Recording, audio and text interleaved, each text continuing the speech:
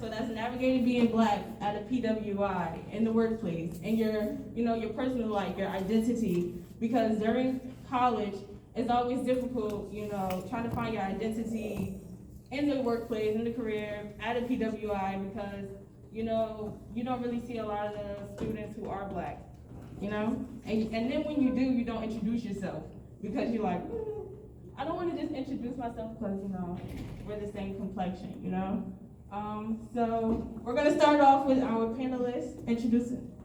What?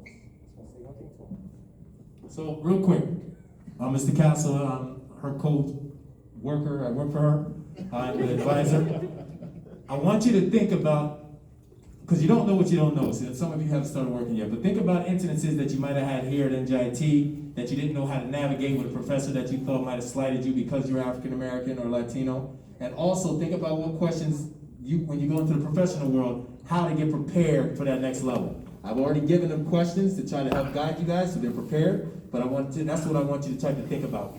Any incident, any issue you have with being black that you want to learn how to navigate, hit them with that. And if you don't have enough, they're prepared to ask you some questions and give you some jewels and feedback, okay? So enjoy. They're all going to introduce themselves, and we're going to get this started. So I want you to tell me your name, what you graduated with, where you work, and what your title is. Hello everyone. My name is Daniela Bashiri. I graduated this past May with a major in chemical engineering and minor in applied mathematics. Currently, I am a first year PhD student at Columbia University. I want to give that up. Black excellence. And yeah, I'm excited to be here to answer all your questions. So yeah. Hey, my name is Marlon Scott. I work for Turner Construction Company. I've been there for 25 years. I graduated from NJIT with a bachelor's in civil engineering. And I'm not going to tell you what year, you can figure it out. Do that, right? And that's it. Hi, everyone. My name is Gabby Da Silva. Yeah, that's your name. Okay, so I graduated with a bachelor's in business with a concentration in accounting, and currently I work at Google. That's all you have to say. Ooh, can I follow that? Jesus, Lord. Hi everyone, my name is Wura. I graduated. Hello. That's because you like to lie. Hey.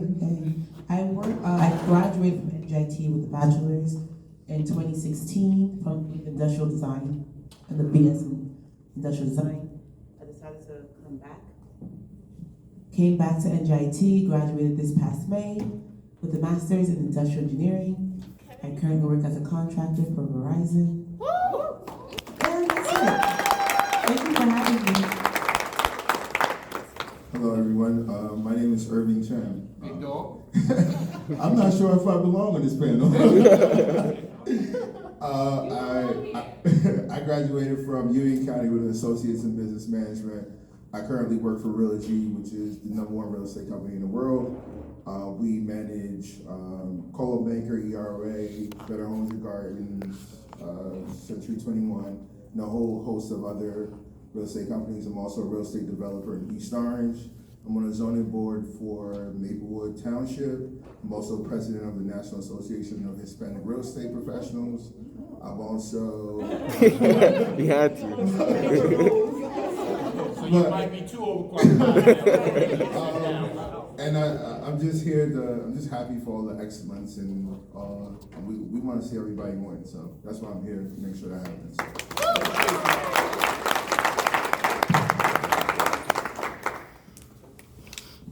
Check.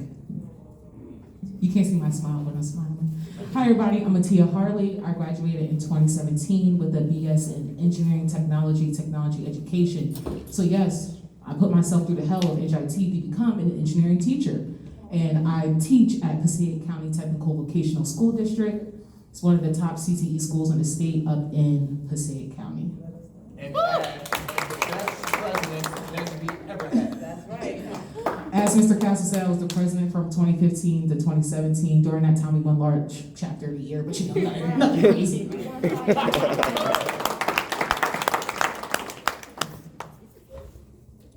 Hi, my name is Bria Phipps. AKA Lil Bit. That's Okay, Lil Bit right Mr. there. Castle. I graduated in 2018 with a BA in biology, minor in beer, arts, and technology. I currently am an HR intern for Firmenich, which is one of the world's largest fragrance and flavors company. I'm currently actually gonna become a lab technician again, which is what my experience is in, for another flavors and fragrance company. What else? I'm a member of Zeta Phi Beta Sorority Incorporated. Okay.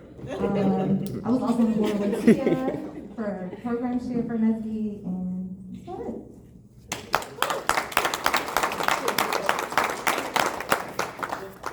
All right, let's get it started. We didn't even introduce.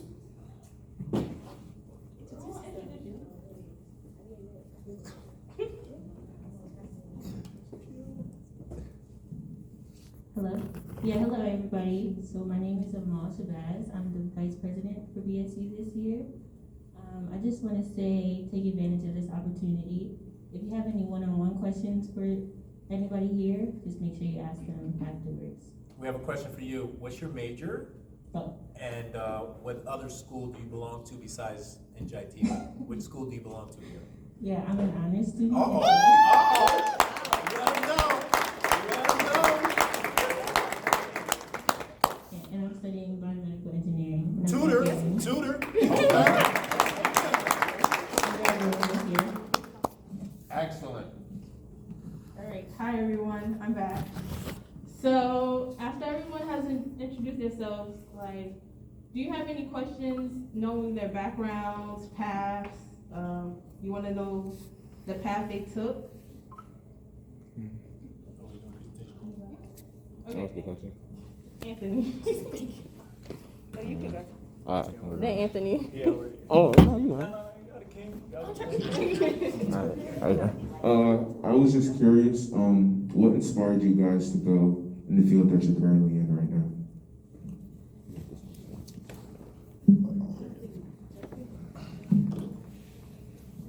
I guess I'll start us off. So for me, I've always kind of really loved math and chemistry in high school, so I kind of knew that I wanted to do something related to that. And then also, I was very curious as a kid, like I was very inquisitive and everything, so I kind of knew that I wanted to do engineering. And so when I was like scouting out different majors for engineering, it just kind of made sense to major in chemical engineering, because also it's like very versatile, and I wasn't really sure the exact path that I wanted to do. And then I guess last year when I was in my senior year of undergrad, I was kind of deciding, do I want to go in industry or do I want to go and further my studies? And I realized that I really did enjoy deep learning and researching, and I also did really enjoy like teaching and mentorship, so I kind of saw the PhD route as something that I could pursue that would then help me in the future to kind of place me either as a professor or as a researcher, and be able to kind of still be that mentor and continue that deep learning. So that was my journey. Y'all arguing, I'll start talking. So for me, I wanted to get into education mainly because I grew up in a very white town and I did not see people like me in the classroom. So in the classroom, you could probably relate, there was no relatability between me and my teachers. They didn't get it, right? Engineering specifically, I only knew about engineering because I have uncles and aunts who are engineers. But when I was younger, I just thought all engineers build bridges. And then I found out my uncle's a mechanical engineer and he makes medical devices. And I was like, oh, there's so much you could do. So it was mainly just the fact that I didn't want students coming up, especially Black and brown kids coming up, to not see someone capable of achieving the goals that they have set for themselves. So it's very important that we see ourselves and people we see every day. Like I see my kids 8 hours a day, 5 days a week. So,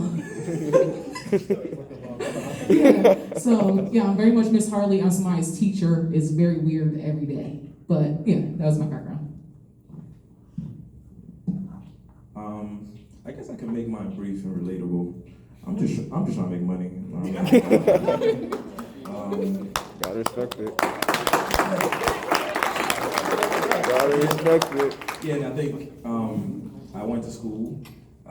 Just like I was on the other side of the table before, right? So I don't have a deep passion like these guys when like growing up, but I just knew that I have a lot of people that depend on me.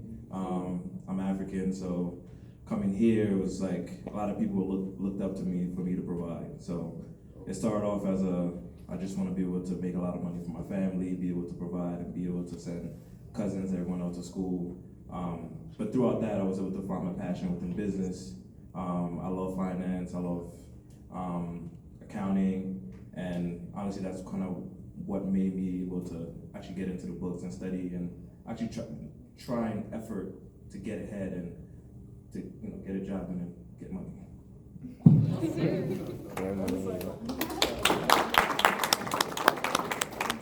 Are we still on this question? We're still on this question.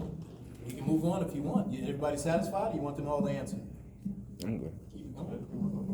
Well, I mean, very briefly, I wasn't as set in stone when I was going to college. I was very creative, but I also like math because I'm African and they expect you to be an engineer or a doctor. So I was torn between being, like, exercising my creative channel and being an engineer. So I thought about architecture because it's a nice blend between both. And then I sat down and said, I don't really want to make buildings for the rest of my life on paper. So I began to search and I found industrial design. And that's how I found NJIT. I went for an open house. I brought my mom along and she was really impressed with what they were building with their hands. And I said, and I went to my classes, my professors, which were fantastic, Jose Alcala, fantastic. I realized that I didn't want to just design, but I also want to have a say in the manufacturing aspect of it. So I still wanted to go to engineering. So I looked and looked and looked, and I went for IE.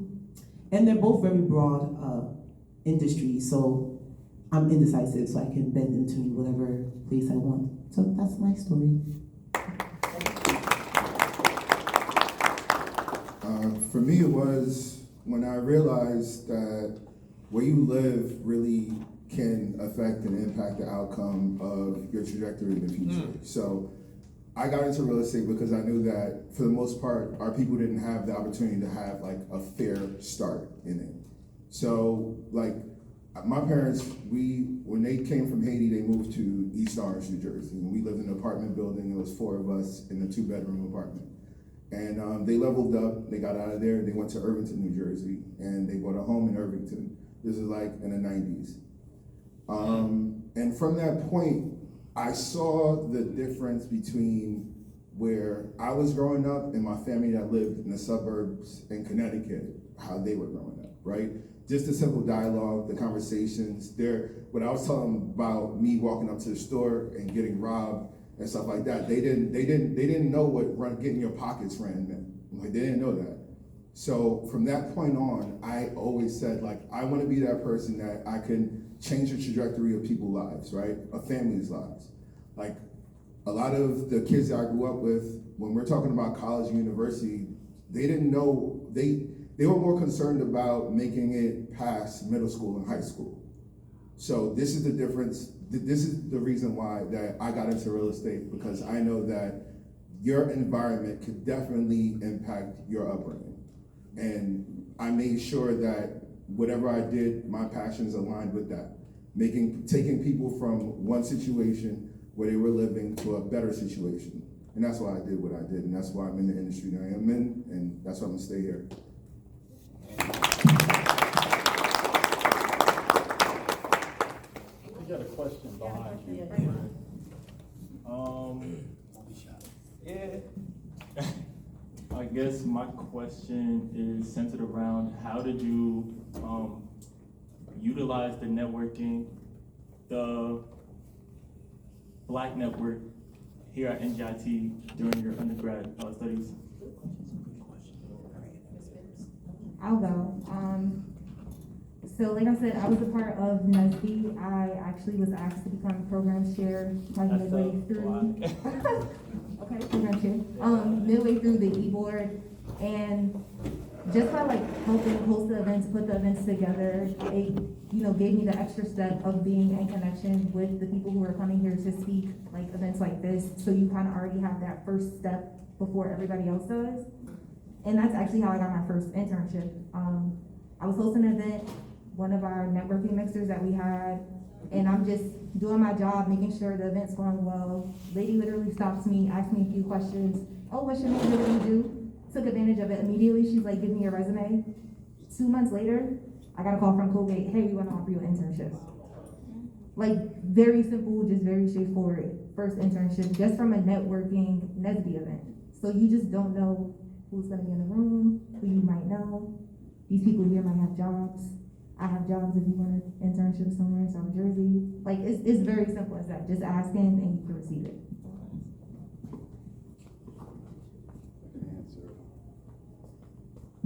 I think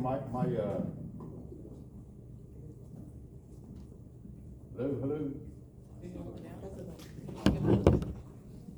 Testing 1, 2. My answer is simple. I didn't utilize any of the networking or any of the organizations on campus, and I suffered for it the whole time I was here. So I encourage you, I didn't go to NSB, I didn't go to SHEP, I didn't go to the ELP office. I tried to do it by myself. And because of that, it was a struggle. I struggled when I was here, I struggled when I tried to get a job, I struggled when I tried to network. So now I'm coming back, and that's one of the reasons why I'm here tonight, is to tell you, do not be like me. Utilize what you have, use resources, and that's the way you succeed and go forward.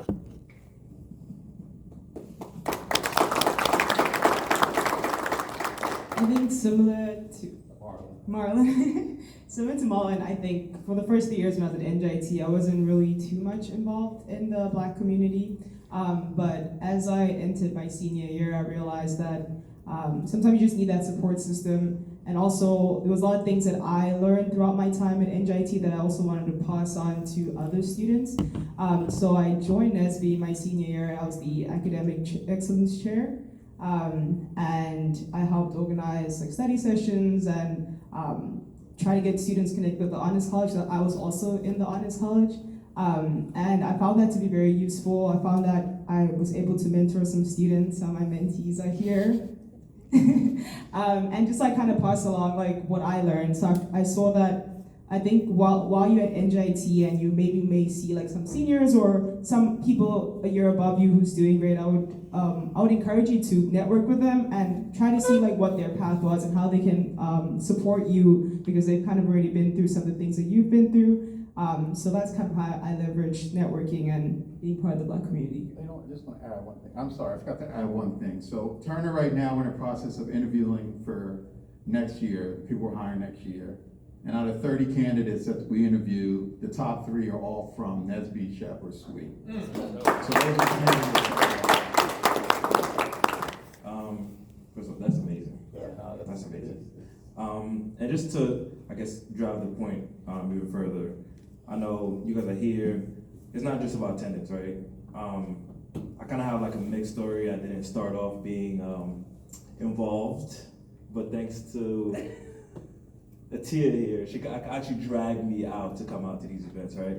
And one of the things I would definitely say is the fact that I didn't always see the benefit of it, but now that I'm at work, one thing that we always talk about, there's always organizations at work. And anyone here can attest to this. Things are happening within the minority communities at a lot of these companies, whether it be big or small.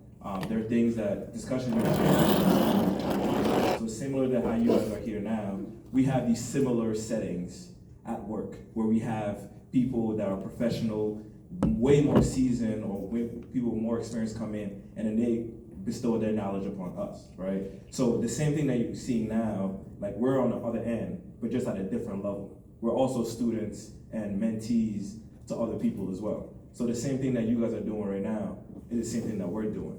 So I just want to make sure you guys understand that, taking leadership positions, it does matter. It's not just something that you put in your resume. Because when I go in and we have conversations, we have leaders within those groups that they then go in, they talk to CEOs. So imagine I'm a leader within my company at Google, and I can talk to the CEO at Google and say, hey, this is what we feel like we can make hiring more equitable for Black people, right? Or this is what this is what the process you guys should implement to make evaluation process more equitable for Black people so people can get promoted. So it's the same thing that you guys are having now, we have similar discussions but in complete different settings, but it's kind of like just driving the point home even more.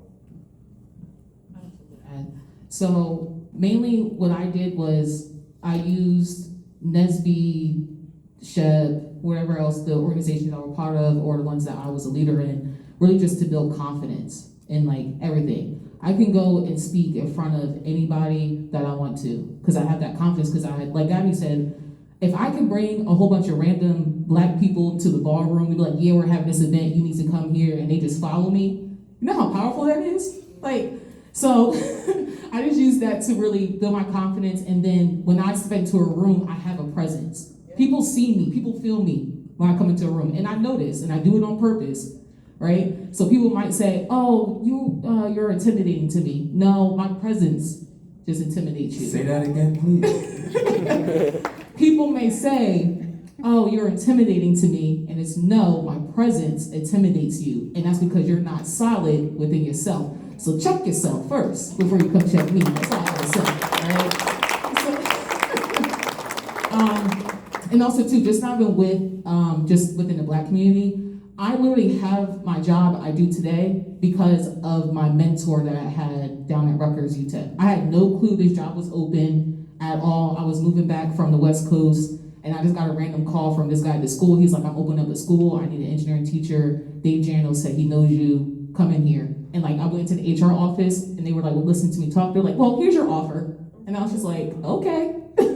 And it's just all lined up. So yeah, just really use it to build confidence. And then, just come into yourself. That's really important. And people know when you're not sure of yourself. We can smell it. We can smell it. Definitely, I second what she says, and I'm also going to tell you, you got to network it behind off. That's the name of the game. I didn't go to NJIT, but I got to where I am by networking and also salvaging and building on the relationships with the mentors that I had and everyone else that was in my circle. For example, the young man behind Carl, I walked in the room and he already told me, yeah, you. He already told me, he said that I'm a mechanical engineer major and I'm graduating next semester. I was like, oh, that's cool, because I know one of my guys that work at PSENG, and I can connect you with him. I sent him his email address and everything. 2 seconds down, he's already networking.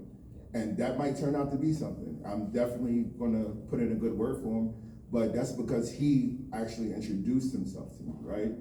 As opposed to you standing there and not saying anything and not being a people person, not smiling and things like that. You got to put all that cool shit, throw it away. Yeah. This is we're talking about you may be missing out on your opportunity because you're thinking that you're too cool, or you want to stand in the corner and be a introvert. This is not how you make it in this country. This is not how you're going to make it in this world. You got to literally go out there and network, no matter what. If you're Black, you're Hispanic, you're of Middle Eastern descent, whoever. Network. It's not just about you staying within your own people, it's everybody. I'm president of the National Association of Hispanic Real Estate Professionals. I do not even know how to speak Spanish. I do not know how to speak Spanish, but I can tell them inside and out about their culture, though. And I can tell them inside and out about how as far as their demographics, how they're performing in real estate, and how they're performing in the workforce. And that's the type of networking that you gotta do. Don't stay inside the box, go outside the box, and then look inside the box. Get out the box. Period. I'm gonna keep this really short. I'm gonna reiterate what they just said, because they always say, oh, it's not no, people who are extremely smart can get passed over by someone who has charisma and who did, they did well in school. they didn't get a 4.0, maybe they got like a 3.2, maybe even a 2.9. 2.8? Oh, that's a little low. But you know, hey, but someone, whoa. But someone who did okay in school, has charisma and knows how to network will bypass someone who got a 4.0. Literally, just because you build rapport with people and just because you know how to network with people and because you know how to be personable, I'd rather hire someone who I would like to work with than someone who just says A squared plus B squared equals C squared. Like, it's still a workplace. It's about people. We build for people. We design for people. We build, everything we do is for people. So, like, as a testament right now, I have people like asking me to work for them just because they know me. Like someone from my church said, oh, you know, I see you sing on stage all the time. They have an opening over there. I'm just like, but you haven't asked my resume. Yeah, but I trust you. You know, I can just networking. So get good grades, yeah, but be a part. Go to different organizations. Go to Senate. If you can't be a part of NSB, go to Senate. Be a part of GSA. Like, please do it because you will learn confidence and you will learn how to be personable. It's very important. That's going to be our next workshop, how to network 101. Hi everyone, I'm Esther Daniel. Sorry, post-COVID dentist appointment, couldn't miss it. Gotta go back there. So about networking and being Black, I would definitely say utilizing your resources such as this. You're learning a lot here, and continue to, if you don't know everybody in this room, take the time after this is all over to talk to somebody new, because you're already building relationships in this room as you speak, so you might as well build upon it. Of course, you have your own little cliques that you already know. Build upon that, meet new people, because with new connections become new opportunities. So with that, that's how you build your rapport with people, just like what they said on the stage. And one thing to also realize is being Black doesn't always mean you need to always be here with everyone, because you're gonna learn so much and learn how to be fine and secure in yourself, so that when you go into workspaces, you go into interviews, and you go into different environments where people do not look like you, you're 100% okay with it. Your attitude, your ambiance will shine, your confidence will shine, the things that you know your major, you know what you're talking about. Everything about you, you already know yourself. So when you talk to people that don't necessarily look like you in the room, you won't be worried about, oh, I'm not supposed to be here, or everybody doesn't look like me, and that's okay. It's a perfect time to be Black. It's a perfect time to be different. It's a perfect time to look, how you call it, not cookie cutter. So I want everyone in the room to also know that building upon having that advantage is something to use to your very utmost advantage. Use this room, use everybody in this room, learn everything that you can from here, learn from your friends, people that you're going to learn from in this room, and utilize it to your best ability, because that's all you can do. Hope that helps. Esther, what year did you graduate? What was your major? What Yes, are you because doing you're now? supposed to be a panelist. I told you the dances. Okay. So hi everyone, I'm Esther Daramola. I study civil engineering at NJIT. I just graduated this past summer. Currently doing my master's here at NJIT as well in engineering management.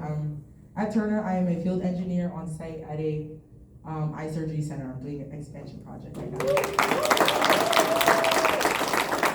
I'm gonna go up there now. Table right there, that's your VIP table. Any other questions? I have a question. So we were touching on a couple, don't fall off the stage. We ain't got insurance. How am I gonna follow up? We ain't got insurance, just letting you know. Or some scotch. So you guys talked about a bunch of things. I wanted to ask the question that is actually on here, there's a couple of them. We have one that's honors, all of you went to NJIT except my man. I want them to, because there's currently students. Let's talk about study habits. How did you, if you could do it all over again, knowing what you know now, as a college student for them, what are some good habits to study to get good grades? Because we all know grades mean internships, co-ops, and scholarship money.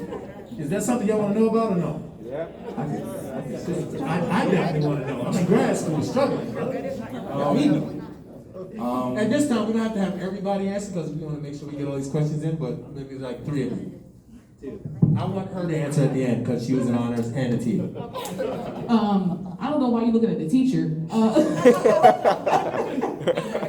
To be honest, when I first got here, I wasn't really on the studying thing. Like, I would like my environment. I'm gonna get to it, Castle. This day. You wasn't on the studying thing. Yeah, right. Like, I was taking intro classes, man. Like, come on. So, like when you first get here, right? It's like those entry level classes. You're like, oh yeah, I'm good. Like, I knew the content. Like, I was okay. So I didn't really have to do excessive studying. But when people say like, oh yeah, you should read the chapter before you go to class so that you have some background about the chapter, then read the chapter again, do that. You should do that because you going into the room with some form of like knowledge or background knowledge with the topic is going to help you as the professor is literally just talking at you. Mr. Howe will say all the time, professors are there to profess, they just talk to you, right? So me as an educator in high school, I literally sit with my kids and I make sure that they get the content. But professors, they just go through, anybody got any questions? And if you don't ask me questions, right, then now you're stuck. So, read the chapters. No, real quick, since you are a teacher. What's up? What do you teach them on how to get the content?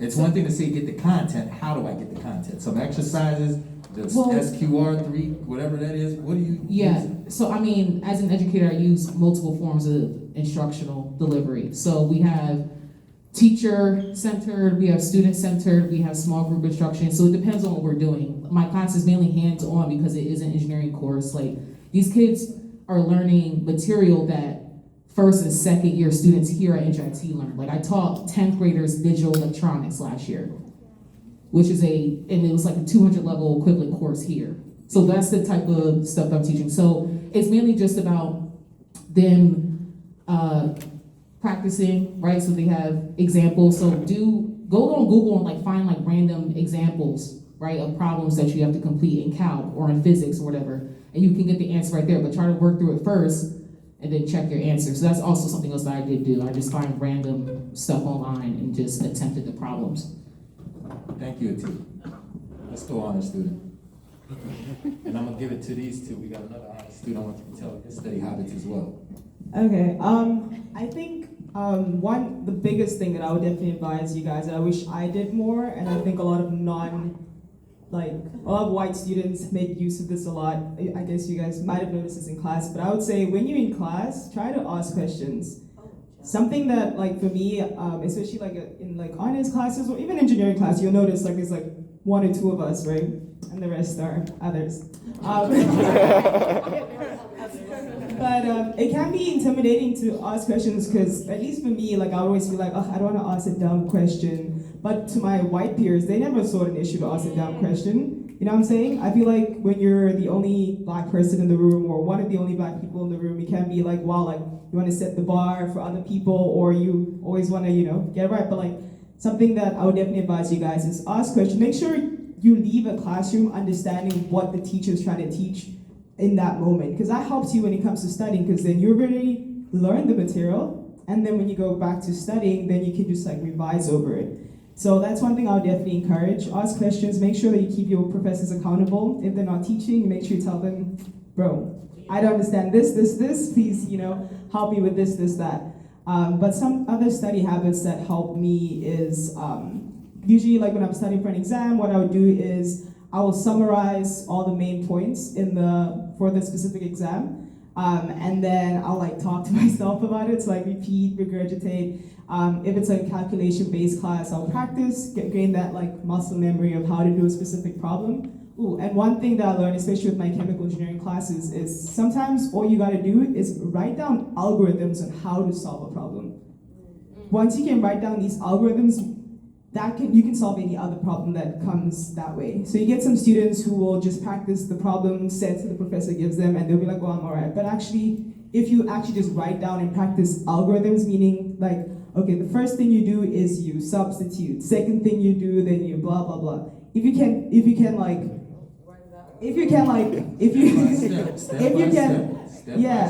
Exactly. So if you can know an algorithm of how to solve a problem, you can solve any problem, rather than knowing how to solve one problem. If that makes sense. So that really helped me. So I know there's some classes that you can have like a cheat sheet. On my cheat sheet, I would only write down algorithms. I would never write down, I would write down equations, but also just algorithms. Okay, this is how I would do a problem like this. So that when the professors hit you with a curveball, whatever, you already know, okay, I do this first, and I do this first, and I do that first. Okay? So ask questions, write down algorithms, and hold your professors accountable.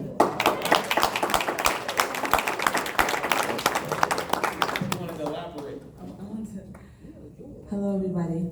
So, full disclaimer, I do not go to NJIT. I don't want nobody telling me. So well spoken, everyone on the panel. But one thing that was definitely said before, one thing I kind of want to elaborate on, is being able to understand concepts for yourself. Because, like, when I was in class, I would be so focused on drawing diagrams and writing all the key terms and all that kind of stuff. And that stuff, it helps.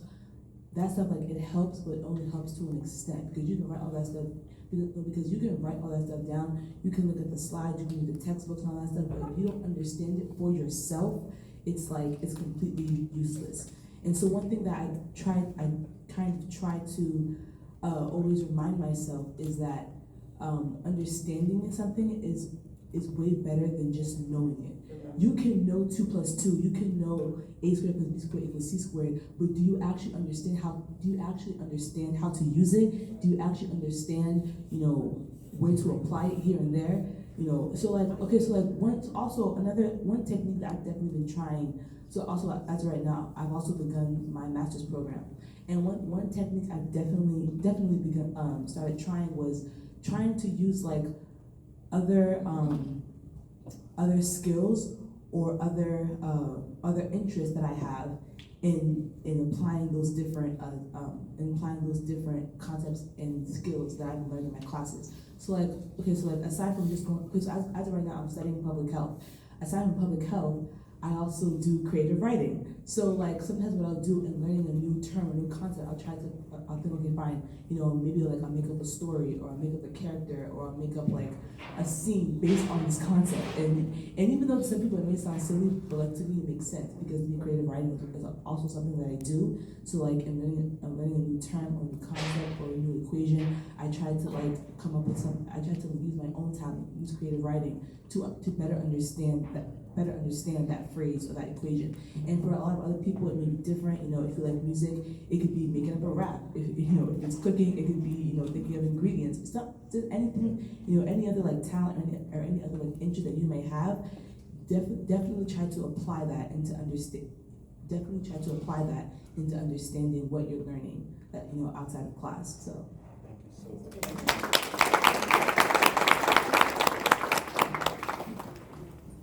Another question. I want you to answer, and 2 more people. I know a lot of times students struggle when you come from, like you said, Irvington and certain urban areas. We struggle with being hood, and we struggle with being a student, right? And like they were talking about not asking questions because you're trying to be cool and all that, right? So I definitely want you to touch on the question I gave you was, when you come from cultural differences, like we have African panelists up here who, that household, basically you already know the standard of what type of life you're gonna have, because you only have certain degrees you can take. But I want my brother here to touch on, when you don't come from that, you came from good parents, I didn't, but how to navigate and understand, how can I put it this way? Just touch on how to navigate and understand when you come from a ratchet background or when you come from an African background, how to get through this college experience. When you don't have nobody supporting you, family members got a target on your back because you want to go better yourself and they think you're trying to be better than them, and it's a lot going on. So if you can touch on that. Absolutely. I would say, from my personal experience, it would be you being really comfortable with yourself, right? You got to be super comfortable and confident in yourself. As you go through the travels of life, you'll understand that your family might not be your greatest supporters. You want to earn your support, right? So the people that you come in contact with as you're networking, as you're building, as you're living, as you're going to school, those are going to be the people that's going to end up supporting you. Sometimes family members are so short-sighted and they went through the things that they went through and they have their own psychological and mental filters that they can't see past what they're seeing right in front of them. And your view might be way outside of that box. That's why I tell you, you have to super, like, your network is gonna be your net worth. You gotta meet as many people as possible and also embrace their cultures and embrace everything that you see. Like, don't be closed-minded to anything, because that's how you're gonna open yourself up to as many opportunities as possible. So imagine a funnel, imagine trying to learn from an upside down funnel, right? It's like this, you can't learn like that. But if you open it up, how many things that could pour in and won't come out? So that's why you gotta make sure that you network as much as possible, retain as much information as possible, make sure that you whatever that you go through, like, it's gonna be very hard to say, like, you know, F your family, like screw them, whatever the case may be. But what you're gonna have to do is make a decision that you're gonna have to maybe turn your back on them for a short term. Yes. Because just like me, like, again, I told you guys I came from a Haitian background. They want you to go to work, go to school, go to work. I didn't take that path. Like, I went a whole different path and I became an entrepreneur really early. And you think my parents didn't say, like, yo, you crazy. Like, you're barely making it. If you go to school, you still got time to at least catch up to your cousins that are doctors and lawyers. Guess who's on top now?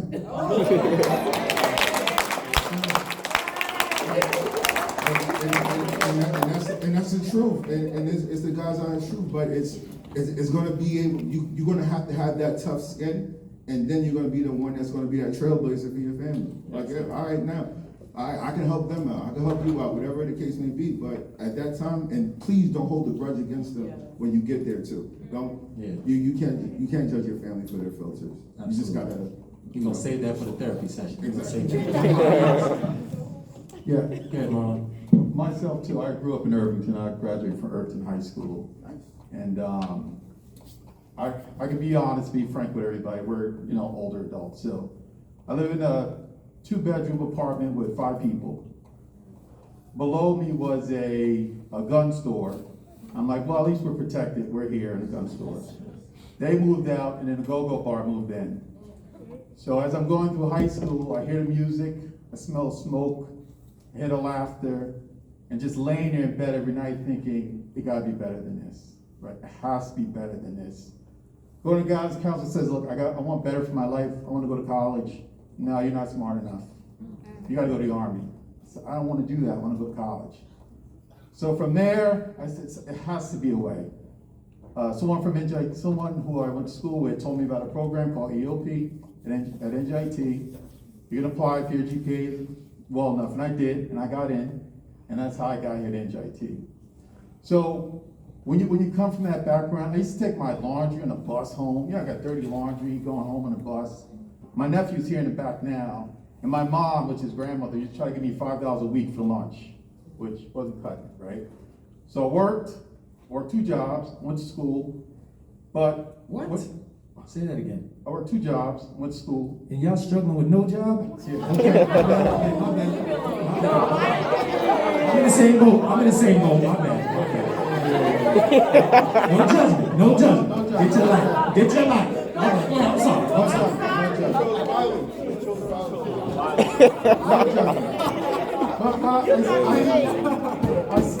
I say all that to say, you know, when you come from that background, if you're determined, if you're driven, like I used to tell myself, it has to be better than what I'm doing now. And you keep telling yourself that, when you graduate from here, you have a story to tell, right? You have to know your worth. That's what I learned. You have to know your worth. So now, when interviews used to ask me, hey, why should I hire you? I'm like, I don't know. I want a job. I don't know. I didn't have any interviews. I don't know how I got a job, but I got it. Now, if people say, hey, why should I hire you? Oh, because I'm first generation college student. I helped take care of my sister when I was in high school and college. I worked 2 jobs. You know, one summer I did 6 credits, 1 internship, 1 part-time job, and I worked at the front desk. I'll always be there, always be a hard worker, because I was a first generation college student, I made sure my sister went to college and she graduated from Rutgers, and I'm gonna make sure my nephew goes to college and whatever he wants to do.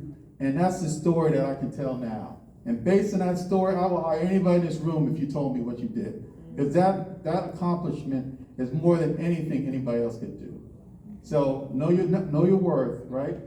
Start building your story as you're here, as you're going through these struggles, as you're going through all this. Build it so when it's time to come, you let people have it. This is why I should work for this company. Thank you, my brother. Hi everyone, I'm Cassandra. So I just had a quick question about the future generations, because I know a lot of black men nowadays, they don't want to go to school. So how do you go about, would you encourage them, or how do you, I know you didn't go to school, but I mean how do you feel about that? And I guess. What's the question though? How to encourage them and what else? Well, would you encourage them, or what are your thoughts about how to get the ones that don't want to go to school to go to school? I mean, do you feel like they should? I get what she's saying. I understand what she's saying. Right, so we can answer it properly. No, and like I said, the top 3 candidates that we're gonna hire next year are from Sweden, SB, or Shad. Those 3 are women. So women are killing it. Last year, the top 3 were women again. So I understand what you're saying with how do we get them ahead. No, they deserve an applause. They do. They deserve You need for the brothers too. I understand what you're saying. Yeah, when we went to school, male dominated the engineering field. It was, women had to catch up and get jobs, but now I've seen the roles reversed. So the only thing I can think of is access, right? The reason why I brought my nephew here tonight, we always bring him everywhere I go, because I want him to see what's out there. I want him to get access to people, networking, like the panelist said. So I would think just the only way to encourage them is so they can see it, right? And then when they come to me and I tell them how much I make, that's a good encouragement too. So that's a nice piece that you can give them as well. I get what you're saying. All right, Cassandra, I love that question, because it's a question that I battle with on a daily basis, right? Because I hired an agent straight out of high school, 19 years old. He's sitting at the front table. Yeah, but he's sharp though. We talking about the hood too, joke. No, but wait, watch this though. Our conversation now is, I'm making a lot of money, right? Should I finish school? I was at that crossroad. Exactly. And me too. But I'm encouraging him to finish school, because I didn't, right? Because I was like, yo, this is something that I would want. Do you regret not finishing school even though you're doing well? Yeah, I do. I told him I want to go back for a law degree. But yeah, I want to go back to school for a law degree eventually. But I'm gonna have the company pay for it. So this is the difference, right? Because we're coming across right now in the buyers, especially in our black and brown population, they having issues getting qualified for homes because they have a crazy amount of student loan debt. So my advice to my friend Carl here was for him to go to school while making money, but school is going to be your priority. And that's the only way that I was going to keep on mentoring him and keeping him on the team, with those terms, just like that. But that is an issue. So it's a balancing act, because if you do go to school, you get these high student loans, it's going to impede you from doing things that you're going to need to do as an adult. If you don't pay them. Yeah, even if you do pay them, but your debt to income ratio is going to be screwed up, because if let's just say you get a job making $150,000 a year, but you got $275,000 in student loan debt, which I know one of my clients, they're going through that now. They can't get qualified for a home, especially where homes mean $400,000 in our area. So now she's subject to an apartment, but she has a PhD. She need a husband and some dough. You want me to plug you, Mr. Cassie? You want me to plug you? Plug me in. I'm gonna take it. I'm sorry. but this is build my team. But as college students, you guys really got to keep that in the back of your minds. So this network is really cool and dope because you have so many people that have access and they know about different programs that could subsidize your loans if you are going through a loan. And I would say whatever opportunity that you get, if you can get into a company that will pay for your school, I don't care if they pay you $5 an hour after that, have them pay for your school. Do it, especially if you're at the opportunity or you have the opportunity now. Because in the future, like with the interest and the compound of interest on top of your student loans, that 125, that 250 is probably gonna be like 500,000. So that's what I'm gonna tell you guys. Can I just real quick? Yes. I just want to try to answer your question real quick because that's my lane. Inner city youth, streets, drugs, gangs. That's my lane.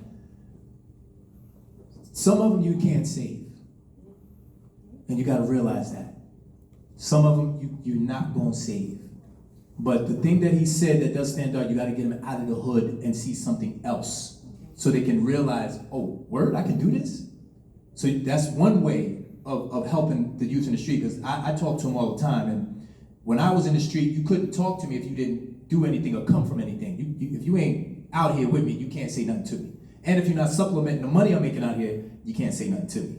So to take them out and show them something, like bring them to his office or take them on the homecoming at Howard or something else to get them away from the hood and talk to them at the same time. Like, look, you can do this, because they don't believe they can do it. Some of them just happy to make it to 17, 18. You understand? And to some real talk, this stuff is kind of fun out there. It's adrenaline. I'm talking from experience. When you're out here, it's hard to see this when nobody in your family went to school. And every day you seeing jokers getting money. You got chicks coming at you because you're getting money. It's hard to say no to that when it's feeding so many demons in me. So you gotta get me out of that, because I got everything I need in the hood. It's fake loyalty, fake protection. They don't know until this stuff get real that them jokers ain't really their friends. You can't tell them that they not. We family. And then when shit hit the fan and they can see themselves sitting in that cell by themselves, that's when it hits them. It ain't gonna hit them what you tell them. So get them out of the hood. I just want to share that with you, because you can't save them all. Or connecting with people like myself. Yeah, if they listen to you, because you might be a square to them. Nah. you talk like I talk, okay? Because you got to be able to get them to be like, yo, you came from where I came from and you did it. Because if they don't see that, they're going to be looking at you like, man, whatever. That's your hobby right now. Yeah. I'm dead serious. I was that kid. EJ, you want to touch on it? All right, just want to let my man back there tell you. Go ahead. You go take it. Yeah, I was just gonna say, I also think just like access is a big thing, because like nowadays, like a lot of institutions actually have money in place for Black students, people of color who want to go to school and do STEM or whatever. Like even at Columbia, the diversity is actually pretty bad. I'm like the only Black student in the PhD department, in the chemical engineering PhD department. Yeah, it's pretty bad. But like they put a lot of money to giving Black student scholarships, but it's like, where are the students? You know what I'm saying? So I think just being able to communicate the access that some students can have, and you can actually maybe go to school for free. So being able to let students know that, hey, like it is possible to go to school and actually have everything paid for. Like even here at NJIT, like I graduated debt free because I was hustling, I was searching scholarships. I was asking people, like the resources are there, but just like we don't know they're there. You know what I'm saying? Like there are programs out there that are trying to increase the number of minority students in these fields. But it's like, we don't know about them. Can you touch on how you found them? Like, can you talk to them about where they can look and how to go about looking, who they need to talk to? For sure. Let's get this money, man. Honestly, because it's there and other people are getting it. Anyway, I think for me, what I did is I spoke to whoever I could speak to, back to the networking. Like I spoke to my advisor in the chemical engineering department. I spoke to industry people whenever I could speak to them. I spoke to the Honors College, because when I started, I wasn't in the Honors College. But then I heard that students are getting scholarships in the Honors College. I was like, wait, like, can I actually join the Honors College? And like, you know, so I would just say there's a lot of resources on campus. Speak to your advisors, speak to other students in your classes, speak to, you know, people like Mr. Cassidy, real quick. What year did you get into the honors? Freshman or sophomore? in my sophomore year. So I just want to share something with you young people real quick. If you get a 3.5 to a 4.0 in the first 2 years here, you can apply to honors and get in. Yep. 3.5 to 4.0. You cannot do it your junior or senior year. First 2 years. I just wanted to share that. That's why I wanted to ask you, when did you get in? And when you're in the EOP program and you get that high GPA, we go over there and fight for you to get you in there to get that free money. I just want to share that with any freshmen or sophomores in here. Yeah. She got a question. Are you done? I'm sorry. Yeah. All right. Hi, I'm Finny. I just have a question about like how do you guys manage your time? Because like even in college, because she talked about how you could go to YouTube and learn, but it's just like when we go to YouTube and try to learn, it's like it's taking a lot of time. Maybe the time we would have been doing like the assignments, and like how do you prioritize like school and like these kind of events? Because I wanted to go for the SWEET conference, but I was like, I don't want to miss 2 days of school and then come back and have to deal with assignments. So how do you prioritize that? Great question.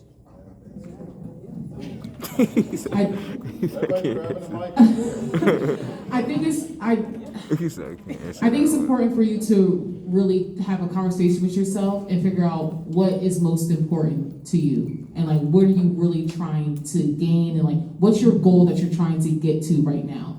So if you wanted to go to the SWEET conference because you really wanted to get an internship, you missing those 2 days of class could have been worth it.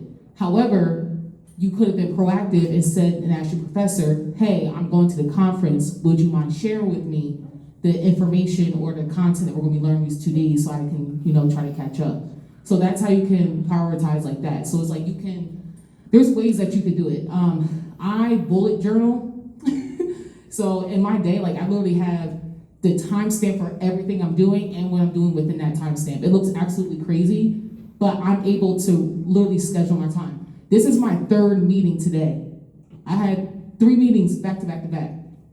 I had a staff meeting, I'm the chef advisor at PCTVS, had the chef meeting, literally ran over here from the EOP office so I could be here on time. But I scheduled my day and everything before that so that I was able to be here and be present, right? Because I was like, oh, I know I want to be present for this. I know I want to give information to these students because I used to be these students. So I thought it was important to do that. Real quick, I just want to say this real quick. Keep going, but I want y'all to give not so many examples, but how-tos examples, like what to do, A, B, C, D, and not so many stories. Not that anybody, you know, I'm trying to control, just less stories, more how-to, so they can really get the jewels. Gotcha. I think echoing what she was saying, I think you have to really sit down and you have to look at what you have to do, right? You have to, I think at work they tell us you have to piecemeal it, right? You can't boil the entire ocean. So you have to set out your goal, whether it's the month, whether it's the year, whether it's the quarter, you have to set those objectives from the get-go. So you guys are in school, it's a lot easier because you see the entire syllabus, you know that SWE's coming up, you know that NSB is coming up, and you know when the breaks are coming up. Everything is kind of set. So from there, you have to basically plan out exactly when things are gonna be happening. So if you know that you have to miss a certain amount of days, like you said, you just jump into that and you say, hey, professor, I know you're gonna be covering chapter 2, 3, or 4, 5, and you tell them, how can I work around it so I don't miss it? Or if that means that you have to put the extra time in to study and read ahead before that, then that's what you have to do. Because I'll tell you one thing, right now, life is structured for everybody right here. School, everything is, from the moment you walk in, there's a set plan for you up until you graduate. Right now, we have to make those plans ourselves. And that is the biggest challenge that some people are not able to elevate outside of college. So you have to, this is the most important part. Even though it's structured for you, you have to go in and actually build those habits. So think about what do you have to do. If you have to plan beforehand, like today, like you said, I had a lot of meetings, but I knew I have to be here by 6.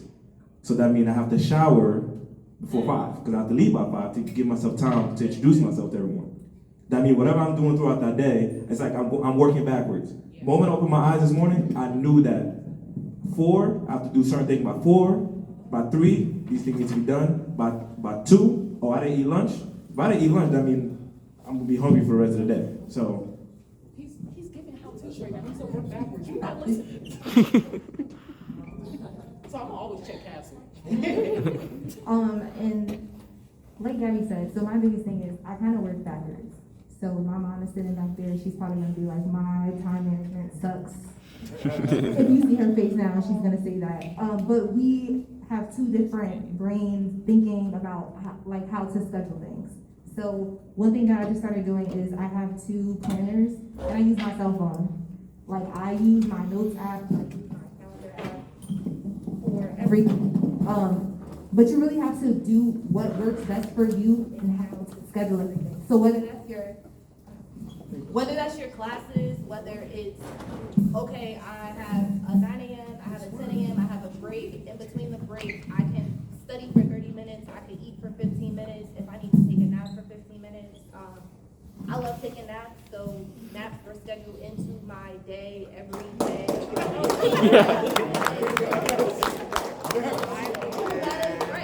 schedule your naps, like that's important to do. You have to take time for yourself outside of, okay, I'm working, I'm doing classwork. Like you still have to take a break from all of that and still focus on yourself. So however you figure out your planning, do it the best way you can, but it takes time. Like it's a serious habit. I'm still working on mine now, but I'll tell you, being late for work, being late for anything involving money, food, speaking to you guys, like I'll be on time. I'll make sure I'm there just to make sure that you guys are also learning that it's a process and it takes time. So be patient with yourself. It's gonna get there. Schedule your naps. I'll jump in. Not to gloat or anything like that. I'm sure some of you came to class, but like out of the whole room, almost like 4 of us were here before you guys. And we're working people. And we drove here. And some of y'all dorm on campus. But my point in saying that is what they're saying is true. Like you have to actually schedule your time. And my advice to you is to sacrifice. No matter how much you schedule your day, I have reminders for my reminders. I'm not even joking. Like if I have a project due on the 15th, I have a reminder on the 9th saying, make sure you're at least halfway through. And then by like, I'm a little crazy. And then by the 1st of that month, I have start project like that. It's almost like a Gantt chart. That's what we kind of use as industrial engineers. We use Gantt charts. But no, you don't even need a Gantt chart, right? That's for like massive projects, but you have Google Calendar. So you go in and you schedule reminders, and then for an event that I have coming up, I'll have, okay, get ready 5 hours in advance, 3 hours. The event is coming up in 3 hours, 1 hour. But then at the end of the day, you will sacrifice. There's times I go to sleep at like 3 a.m. just to get something done. What's a nap? I don't even know what a nap is. I'm impressed because but like you really have to know how to sacrifice, and you don't. And she's mentioned habits. You don't build that off the jump. You have to start now, and that's something I'm proud of NJIT because they definitely taught me. As a design student, that's why the lights never turn off and the HCAD they call it now, because students are there working. Sometimes I wouldn't take a shower. I would be there till 6 a.m. and my mom would come at 6 a.m. just to take me from studio. Oh, sorry. It is what it is. Because what you build in college, what you build in college is what you're going to take out in the real world. So if you are slacking in college, you will slack. It's not a curse. It's principle. So do what you have to do now and learn sacrifice because you will need it in the real world. We're going to stick a pin in that skill set thing you need and how college can help the skill set. But we have a question, so go ahead. No, I was just going to say, starve your distractions. Feed your focus. If you're on Instagram and you're on Instagram too much, delete it. You're on Facebook too much, delete it. Anything that you're doing too much of that's not productive, delete it. Take it off your phone. Delete it. Anything that's not productive, delete it. Dead serious, delete it. Because if you don't do it, you're going to regret it in the future. I know it's like, yo, I can't do it without Instagram, but is it going to be Instagram or your grades? Right. What do you want to do? What's more important? The likes or you talking about your GPA? Which one you paying more for? Trying to get the honors now. Which one you paying more for? Exactly. So that's what you want to put your focus in. Thank you, my brother. One more. So just prioritize, right? Know what's important to you. Esther, she works with me at Turner. We're both off today. You have to work today, Esther? We're off. Today was our day off. So, right, know what's important to you. I have a daughter, I have a family at home, but this was more important to me to come here to talk to the students today than sitting at home at this particular time with my family. So, know what's important to you and realize you can also, you don't have to be in two places at the same time. Like someone suggested, there's always ways around things, right? So I have this paper with me because I was in the back before we started. I'm helping a church on a roof quote that they need. So I don't have time to do it tomorrow. So I know, okay, I'm coming here, I'll bring my paper, I'll do it in the back. I have it ready for the Reverend in the morning. So prioritize, know what's important to you. I got something called, I'm also a lean manager with Turner, and it's something called a Kanban, Kanban, a personal Kanban. You can look it up, there's videos. I can share a link with you so you can send it to the students. Yeah, definitely do that. It's real simple, it's real easy. I drew a little chart here, but I'm not going to share it with you. But personal Kanban, I use that every day, and I got it right on my wall, and I kind of peel things off as I do it. But I'll send it to you. I'll send it to you. Need. Question. Do you want something? We got a lot of knowledge. 3 things, just 3 things. We're still going. 3 things. I promise I'll be brief. I promise. All right, first thing is figure out when you're most efficient. I learned very quickly that I'm a morning person. So guess what? I was sleeping early and waking up early to get things done because I know my brain is most optimal in the morning, right? Some of you guys, your brain is most optimal in the evening. Figure out when you're most efficient because you'll get more work done in that time. 2, budget your time like how you budget your money. And if you don't know how to budget your money, Ain't got no money. then learn how to budget your money. All right. You guys will learn that when you finish college. And then, what was the third one? I forgot the third How one. do you But budget your time, though? okay, how do I budget my time? Honestly, Google Calendar is my best friend. Like, everything I do is on Google Calendar. I schedule every single thing. Class, club meetings, hangouts with friends, like, it's on my calendar because that's how you're gonna optimize your time a bit more. If it's not, and especially like with meetings and stuff like that, like, you'll be forgetting. So like, if it's not on the calendar, I probably will not show up. So I try to budget my time. Oh, I remember the third one. Sometimes you gotta make sacrifices for your future. So Femi, you said that you didn't go to the SWEET conference because you had class, right? Sometimes you gotta sacrifice that to go to things that will benefit your future. I have an example. I hope Olamide doesn't mind me sharing this, but when she was, I think, a freshman, she wanted to go to like a conference thing, and she was like, no, I don't want to miss class, and I was like, go. And when she went, she got her first internship there. Okay, she missed thermodynamics for 2 days, but she got an internship. You know what I'm saying? So figure out what's your priority. All right. It's not really a question. My name is Sarah. And I have a question. Well, not really a question, but it's pointed towards the guy that works for Google. Yes. What's his name? Gabby. Hi, Gabby. Can you please elaborate like how you got like your position at Google and like the steps you took before you got there and exactly what you do at Google?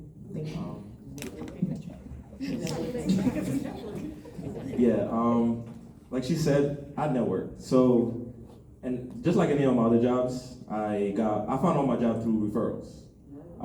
So I just hit up all my friends. I was like, yo, I see a job, I like it, I think I can do it, you know, and I think you can get paid by referring me. So one was through networking. Second was to really practice interviewing. So, like I said, I was a late bloomer to interview. My junior year, I didn't have no resume, just to put it out there. So it took me to kind of work overtime, right? You guys are engineers, so if everyone's going at a constant speed, I have to accelerate in order to catch up if they're not accelerating. So just to put it out there, I have to work overtime. So I essentially asked all my friends who were already interning, You guys should be asking her because she's phenomenal about everything that she's doing school-wise. So I really sat down and asked all my friends with no shame. I said, guys, I need help with my resume. I need help understanding what this whole STAR method is. And I need help when we go up to companies. I couldn't stand there in front of a company during the career fair and say, this is who I am. But my friend was like, you know what, I got you. And those are friends they want to keep around. They came with me and they were like, I got you. Just say everything that I said. And I literally said, he stood in front of me, he spoke to the company, and I stood right behind him, and I just repeated what he said. And we both got the interview.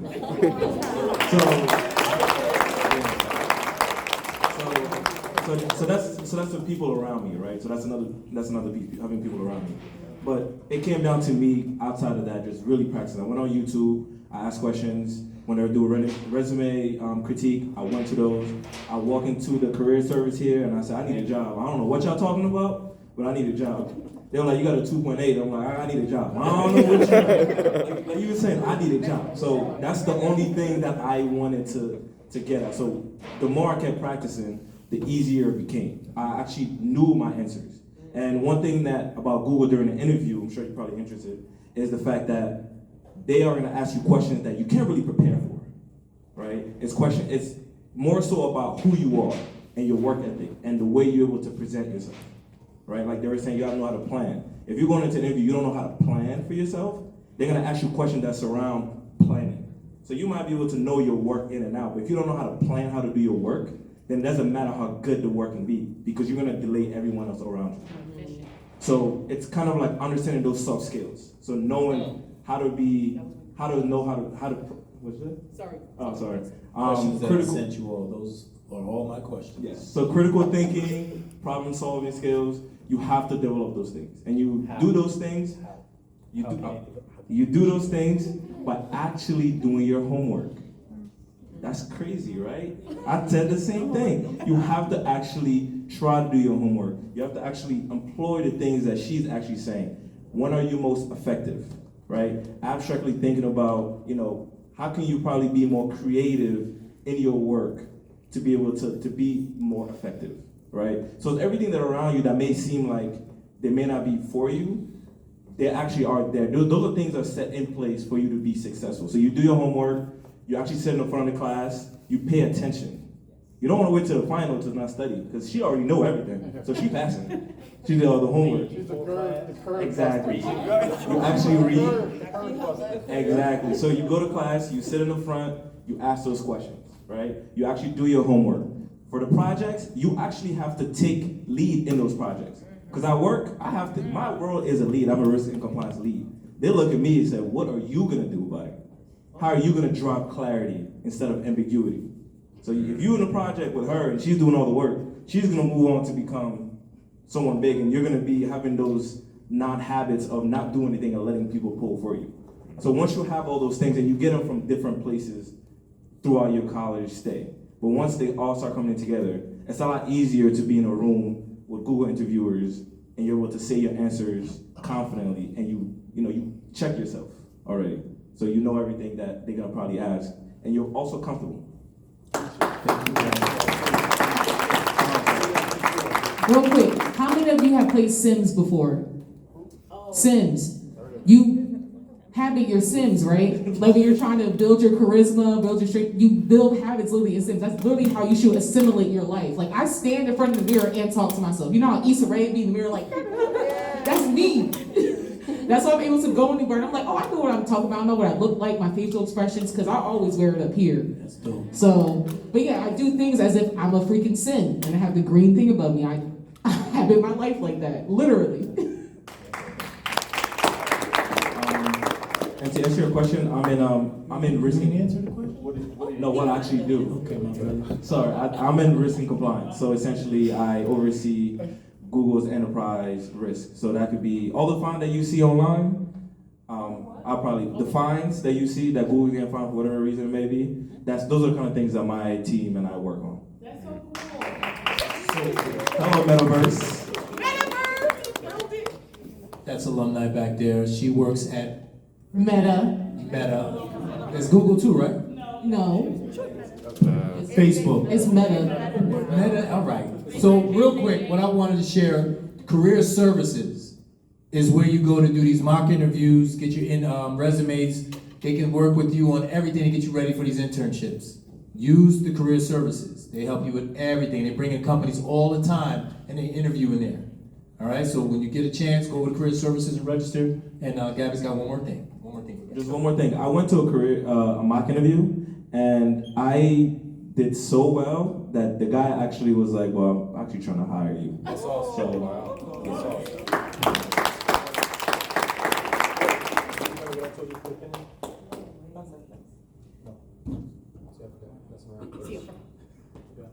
Got another question before? You should have had your life moved down. I should have. I moved them all down here. I just want you guys to touch on how important it is for internships, co-ops, and high GPAs. That's the get 'em at. Hi, friends. So the importance of internships is so vital. I didn't come to NJIT really knowing what I wanted to do because I was also doing track at the time. So being an art major was something my dad was really afraid of. So when finally picking civil engineering at the end of sophomore year, that's when I just was able to start doing the classes in that summer.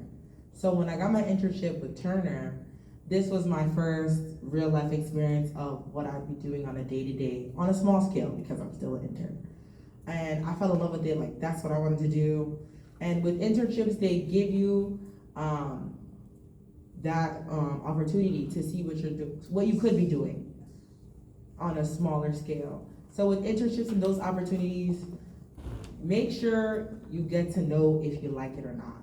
At the end of the day, you're not gonna spend all this money at NJIT and then hate what you're doing at the end of 4 years. Do you know how disgusting that is? Like, there's no way. Like, take your time, really understand, okay, I want this major because X, Y, Z. But sometimes until you get into the real world, you're not gonna realize, okay, I don't like it. And with the internship, okay, you have the whole summer to see, okay, if this is what I love to do, if this is what I don't like to do, boom, check it off your list. See if there's another department of that same company, or go to a different company in general to see if there's another facet or their actual values and things that you like could be different there. So with having an internship, you're able to see what you like, what you don't like, what you want to continue, and then from there, see how your classes also apply to help you get better. Because if a company likes you, they're gonna keep wanting you to come back. And that's what happened to me. Because I kept coming back and then came on full time.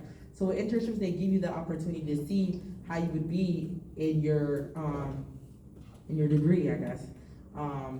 During the summer, during the fall, and also with CDS too, they help you with getting co-ops and to see during your actual school time during the fall or during the spring semester on a part-time basis, how you could apply those things that you do in school also in your job. So it's very CDS is career services. Yeah, if you don't know that, you should really know that now, because if you don't know what CDS is, really, you gotta use it. Because don't say you can't find a job, you don't know what a resume is, you don't know how good your resume is, and it's right there. Like, right there. I'm gonna talk to somebody who's hiring people, how important this is. So, just a quick comment, Beth. She's being a little modest. So, she was on the largest project that New Jersey ever did. She was an LG project for her internship. And then, just full circle, I met Esther at an event we had, a job site tour at LG when she was going to NJIT. Yeah. From that, I started coming to events here at NJIT and met her through NSB.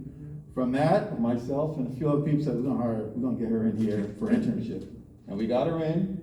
Then we got her back she's coming back next summer. We got her back next summer. And then now she has a full-time position. So full circle, it all started by her going to an event for Turner at LG, which she worked at the following year. So that's just a quick comment. Did she network when she was at Turner?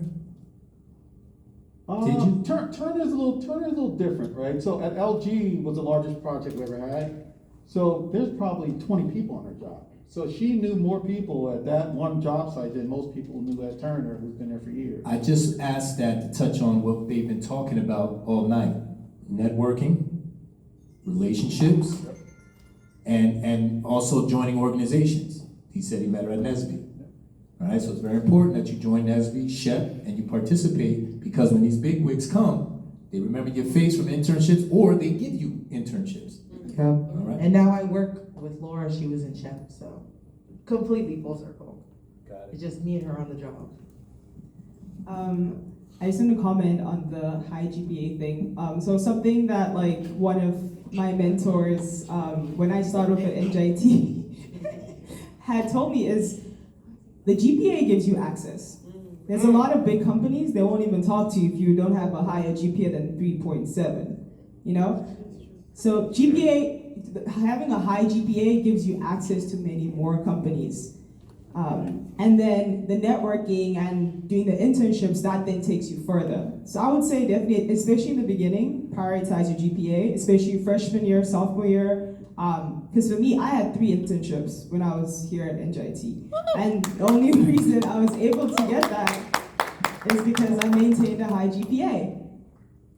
So that's all I was gonna comment, because sometimes, I mean, I know it is hard, you know, so you wanna definitely like, make sure you use the resources here, but all I'm gonna say is having a high GPA gives you access, and then actually taking those internship roles, then you're able to really show your personality to these companies and work hard, and then you can land full-time offers. That's such a good point. But I'm gonna take it from the point where I was a design student, and I switched.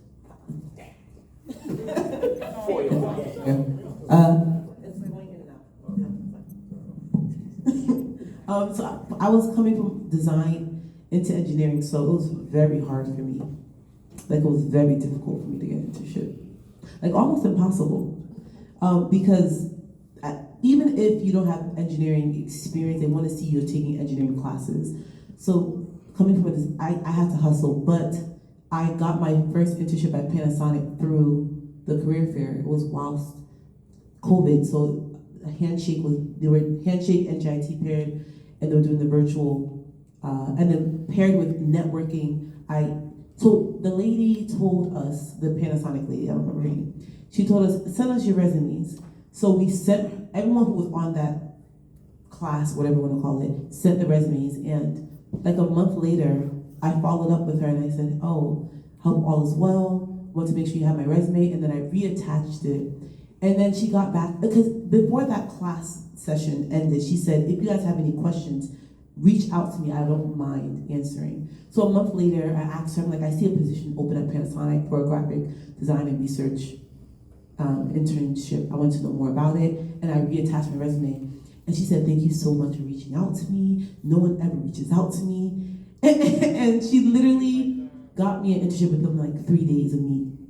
Let me say interview. And then later that evening, the same story I was telling you. I had the I had the interview around, was it like 1 p.m.?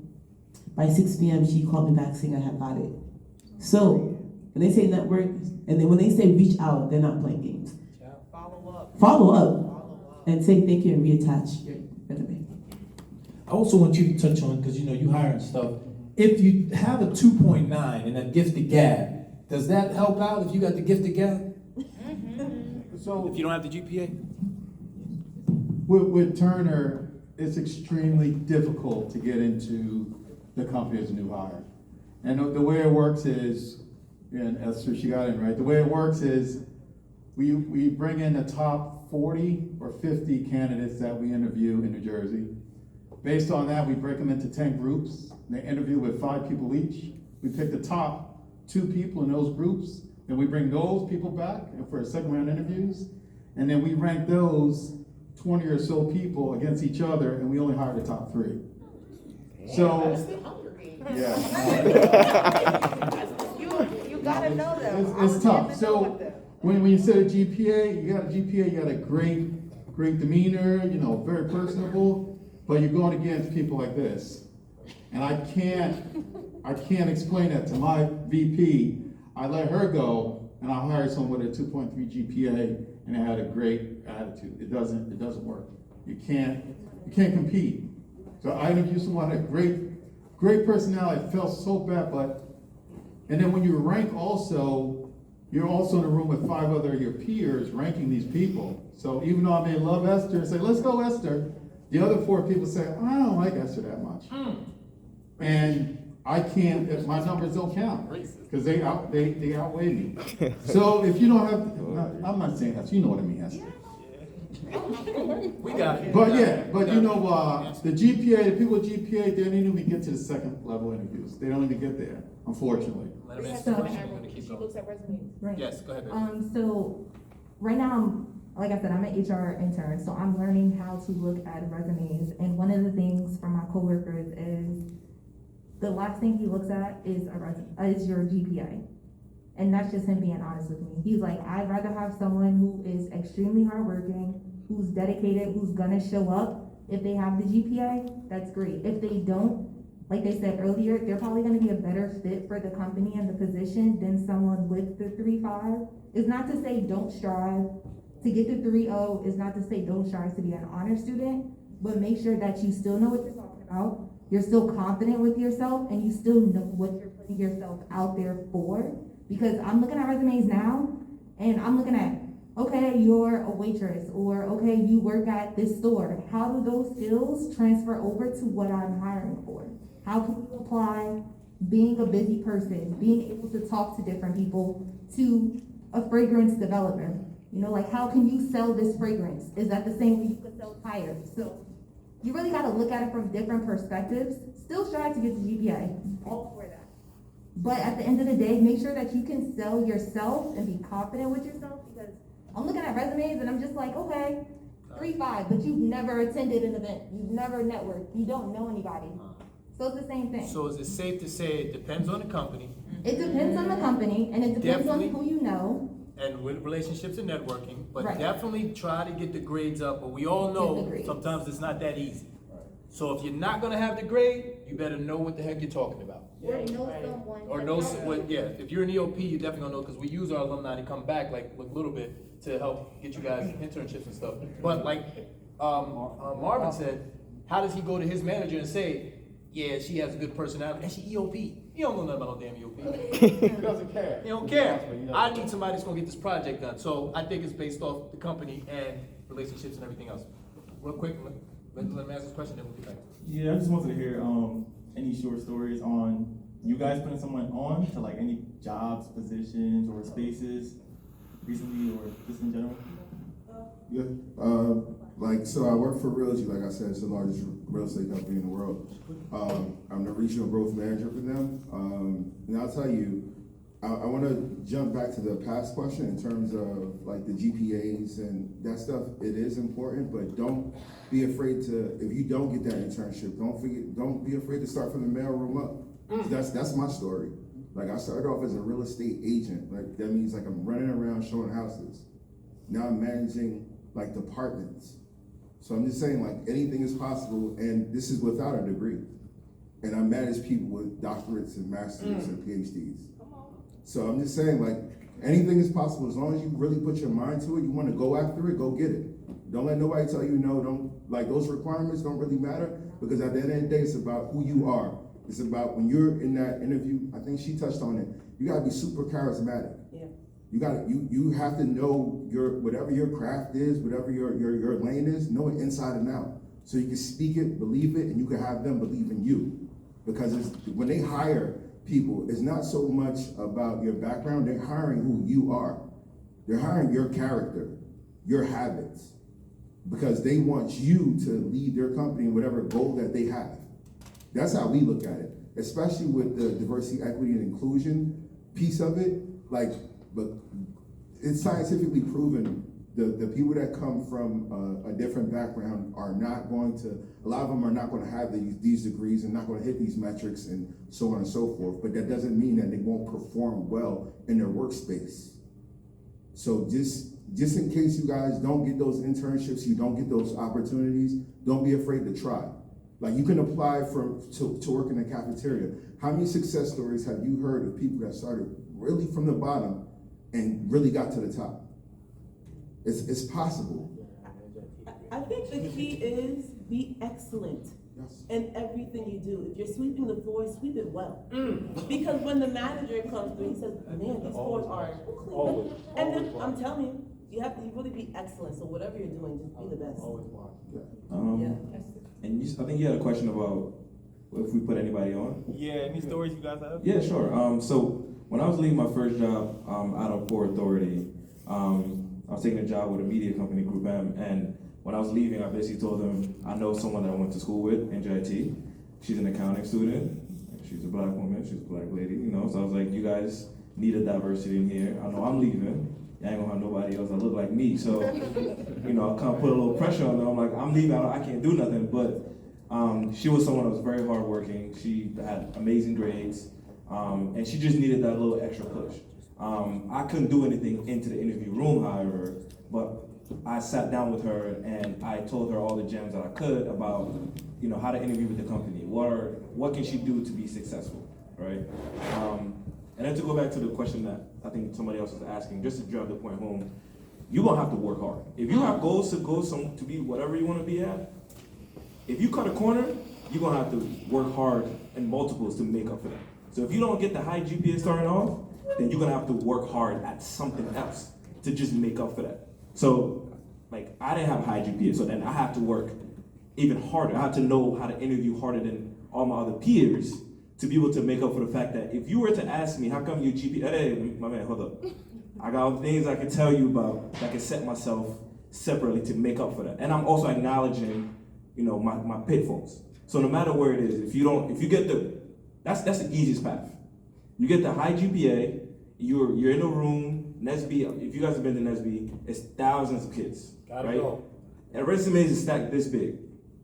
For some of them, they standing there all day, they're gonna look at your resume. Where's your GPA? If whatever you saying, if your GPA is not on here, they know it's below 3. They're gonna just put it to the side. So just know, if you don't have it, just know that you have to work even harder. You have to make your story, you have to separate yourself from the pack. So. And I did put, like, just as far as putting people on, we've hired 40 real estate agents. Carl, how many of them were black? The majority of them, like 80%, I think. A lot of them. I'm just saying, that's just my hiring. That's myself. So, putting people on, I decided, this is when Solange had dropped the seat at the table. Oh, beautiful album. I play that every day. And that's when I really started getting involved with NSB, and I made it like a point in my life to make sure that everybody had a seat at the table. Cause it's no fun if you get up top and then you look at the table, none of your friends are there. It doesn't make sense. It's not fun. Listen, I am my brother's keeper, BMC. Right. Let's go. So when it came to NSB, not only did I try to I started off as secretary and then external vice president, and then I also was on the regional level of NSB. So with moving up in NSB, last year, in my senior year, when I was finance chair on the regional level, I had to do the regional conference. So talking to companies, that allows me to get as many companies in the door as possible so that not only people in this room at NJIT, but other people in different colleges in different states have the opportunity to talk to companies and also gain an internship, gain a co-op. So with that, I may not know kids from Massachusetts, but whatever company that I have brought in, that my counterparts have brought into FRC, they now have an internship or a co-op. And I have no idea who they are. But this is your chance to not only help yourself, to help your friends around you, and people you don't even know. So yeah. Ready? We got a question here.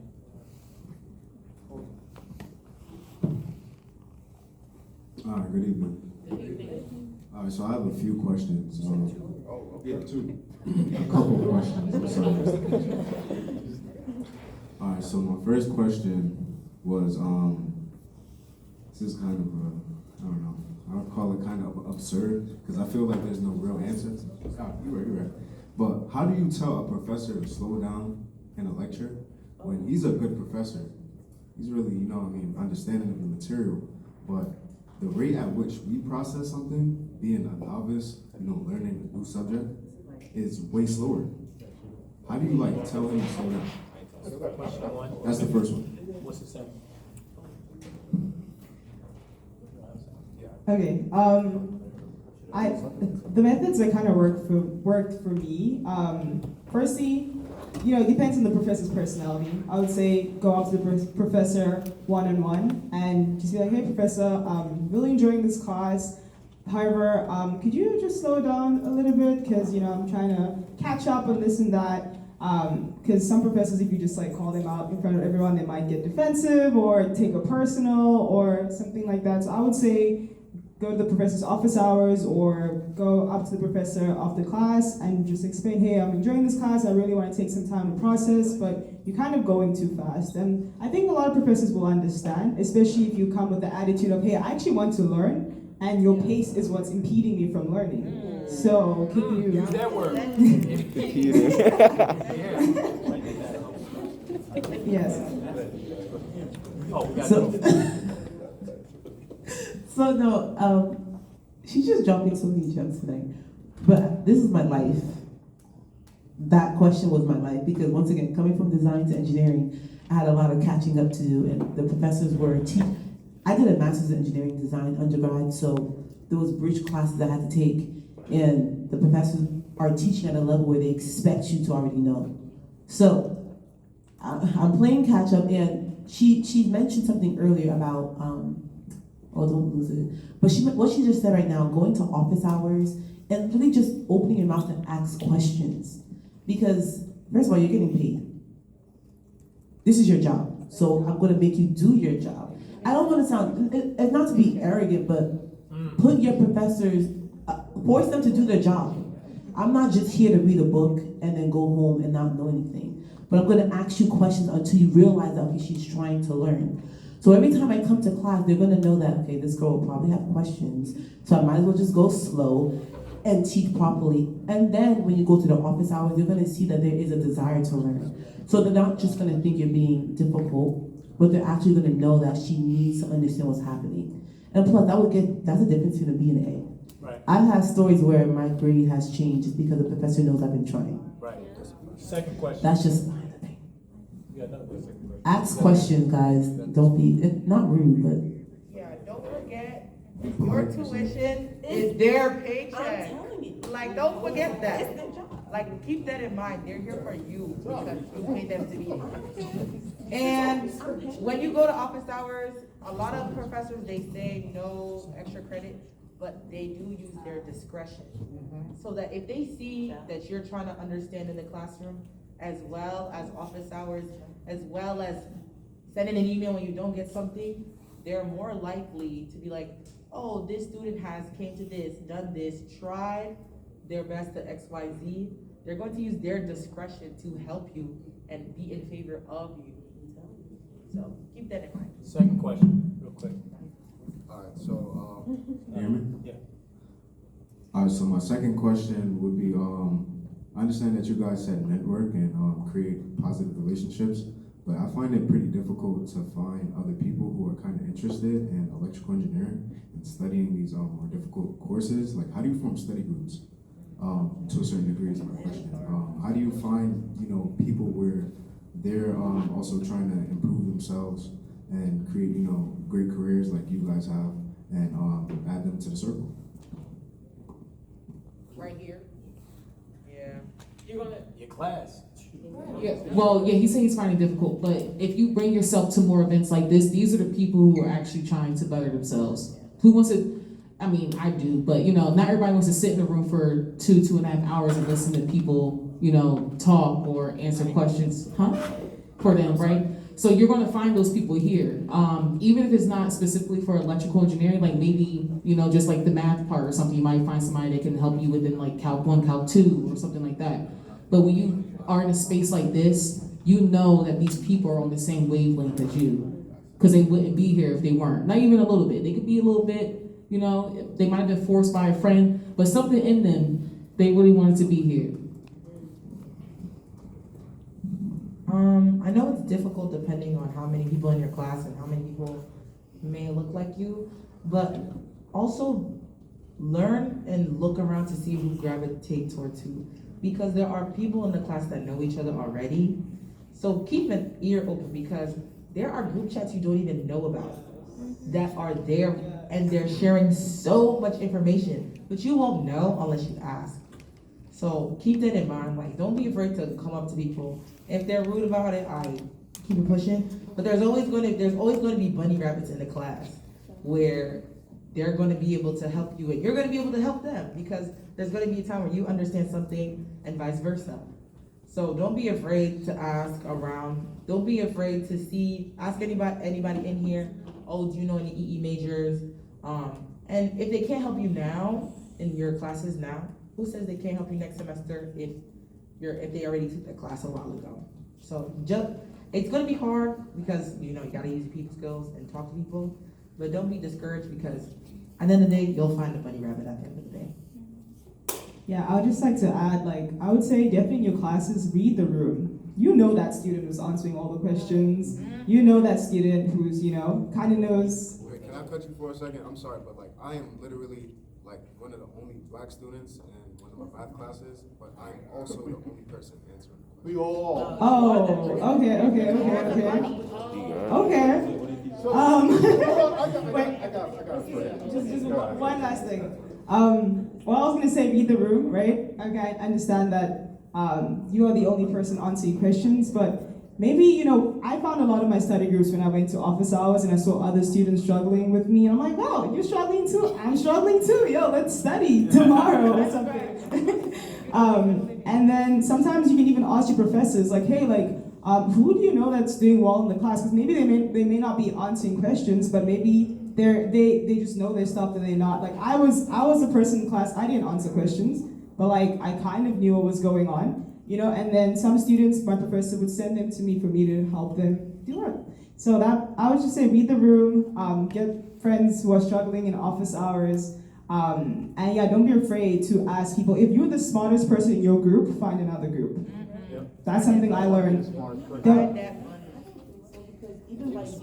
Even by you constantly teaching other people, you have to understand the material well enough to teach other people. But you don't want to be smart. Yes. No, I agree with her. I agree in the sense whereby definitely if you're the person answering questions, you want to leverage that and help others, because the more you explain to people, the better you learn.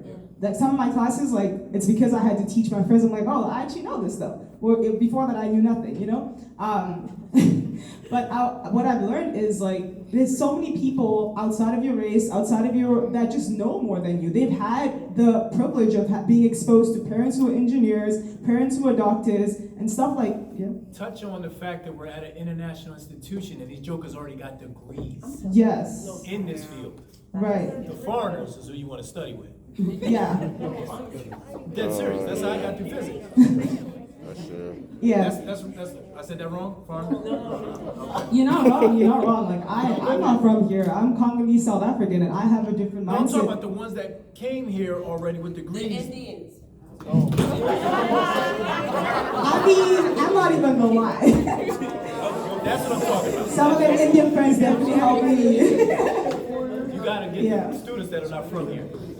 And just to piggyback off that, so I'm what not to do. I didn't study with anyone and try to do it on my own.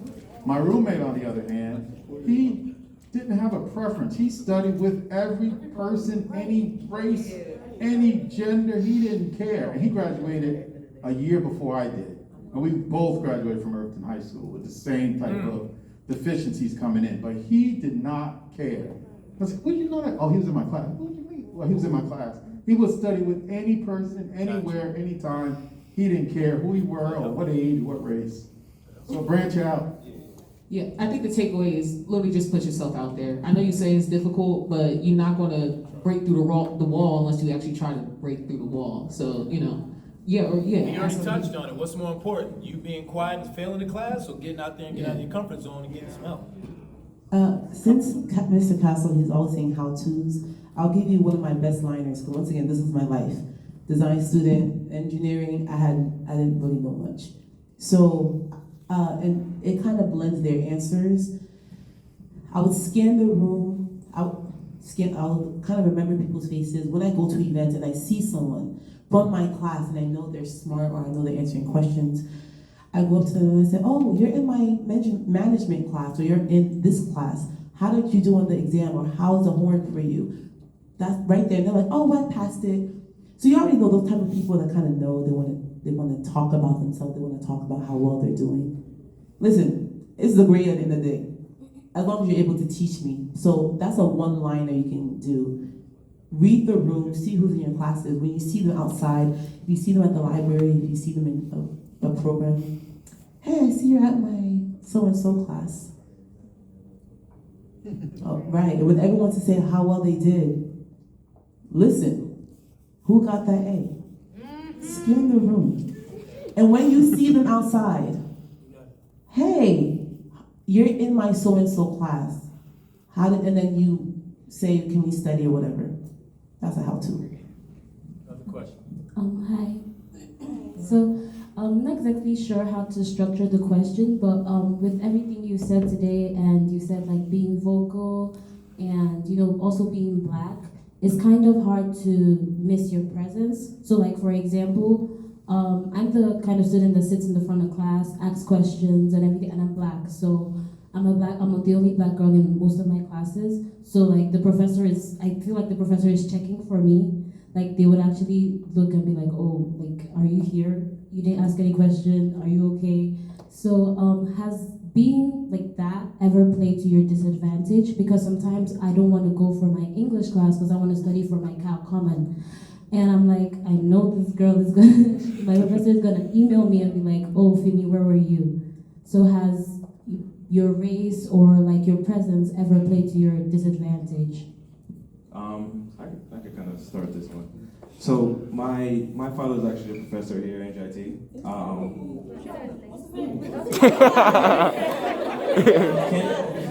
Can't disclose. I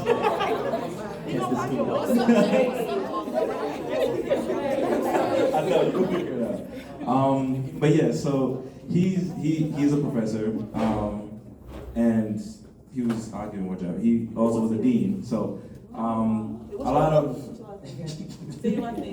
Nasilla. Well, his name is Sheikh Nasilla, School of Management. So stop by. He's Dr. Silla's your father? Yeah, that's my dad. Get the freak out of here. Yeah. So I did have similar story where I didn't really try my best my first few years, and then, like I said, I ended up enjoying business. What ended up happening was the fact that he basically knows all the professors, and he kind of put together the program essentially. So now, no matter where in the class I sat down, if there is a question out there and no one answered, I'm the one that has to answer the question. And if I'm not in the classroom, best believe he's gonna just walk across his office into my dad's office and tell him how come Gabby was in the class today. So it just to tell you, yes, I did have something similar where someone is checking for me, mainly the professor is checking for me, but the way I countered was I tried to finesse it. But in finessing it, I actually ended up having to learn. Because in my head, I'm gonna be able to answer all of your questions because you're not gonna catch me slipping.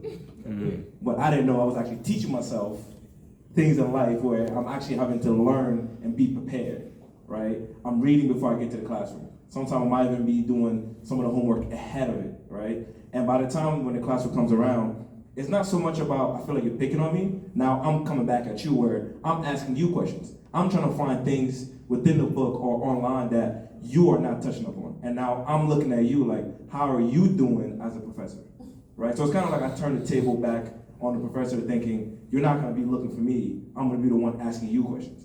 And in terms, it ended up becoming a discussion, and for the most part, I had a good relationship with my professors because they started to respect me, and they started to separate me from who my father is, right? Before it used to be he's Silla's son, and then it became I am who I am. So then we had that relationship, and even now I can walk into the classroom, they would know who I am because they would know he's the one that would challenge most of them. All right. Can't believe you Silla's son. I think you should communicate with your professor as much as possible. Let them know. Like, I think that's if they're looking for you, like at least give them an explanation as to why you're not there. Yeah. Because if you don't communicate, then you're gonna leave the ambiguity, then they're gonna think that you're slacking versus you're still doing your schoolwork, but this was where you might be lacking. So if you communicate, especially in a professional environment, in the collegiate environment, they'll know like, okay, like she's not just skipping class. And I think that's probably the best. That's going to be the best bet. Or like in the workforce, like have you like maybe not want to go for a meeting? Yeah. Or like, oh, I have to go. Yeah. So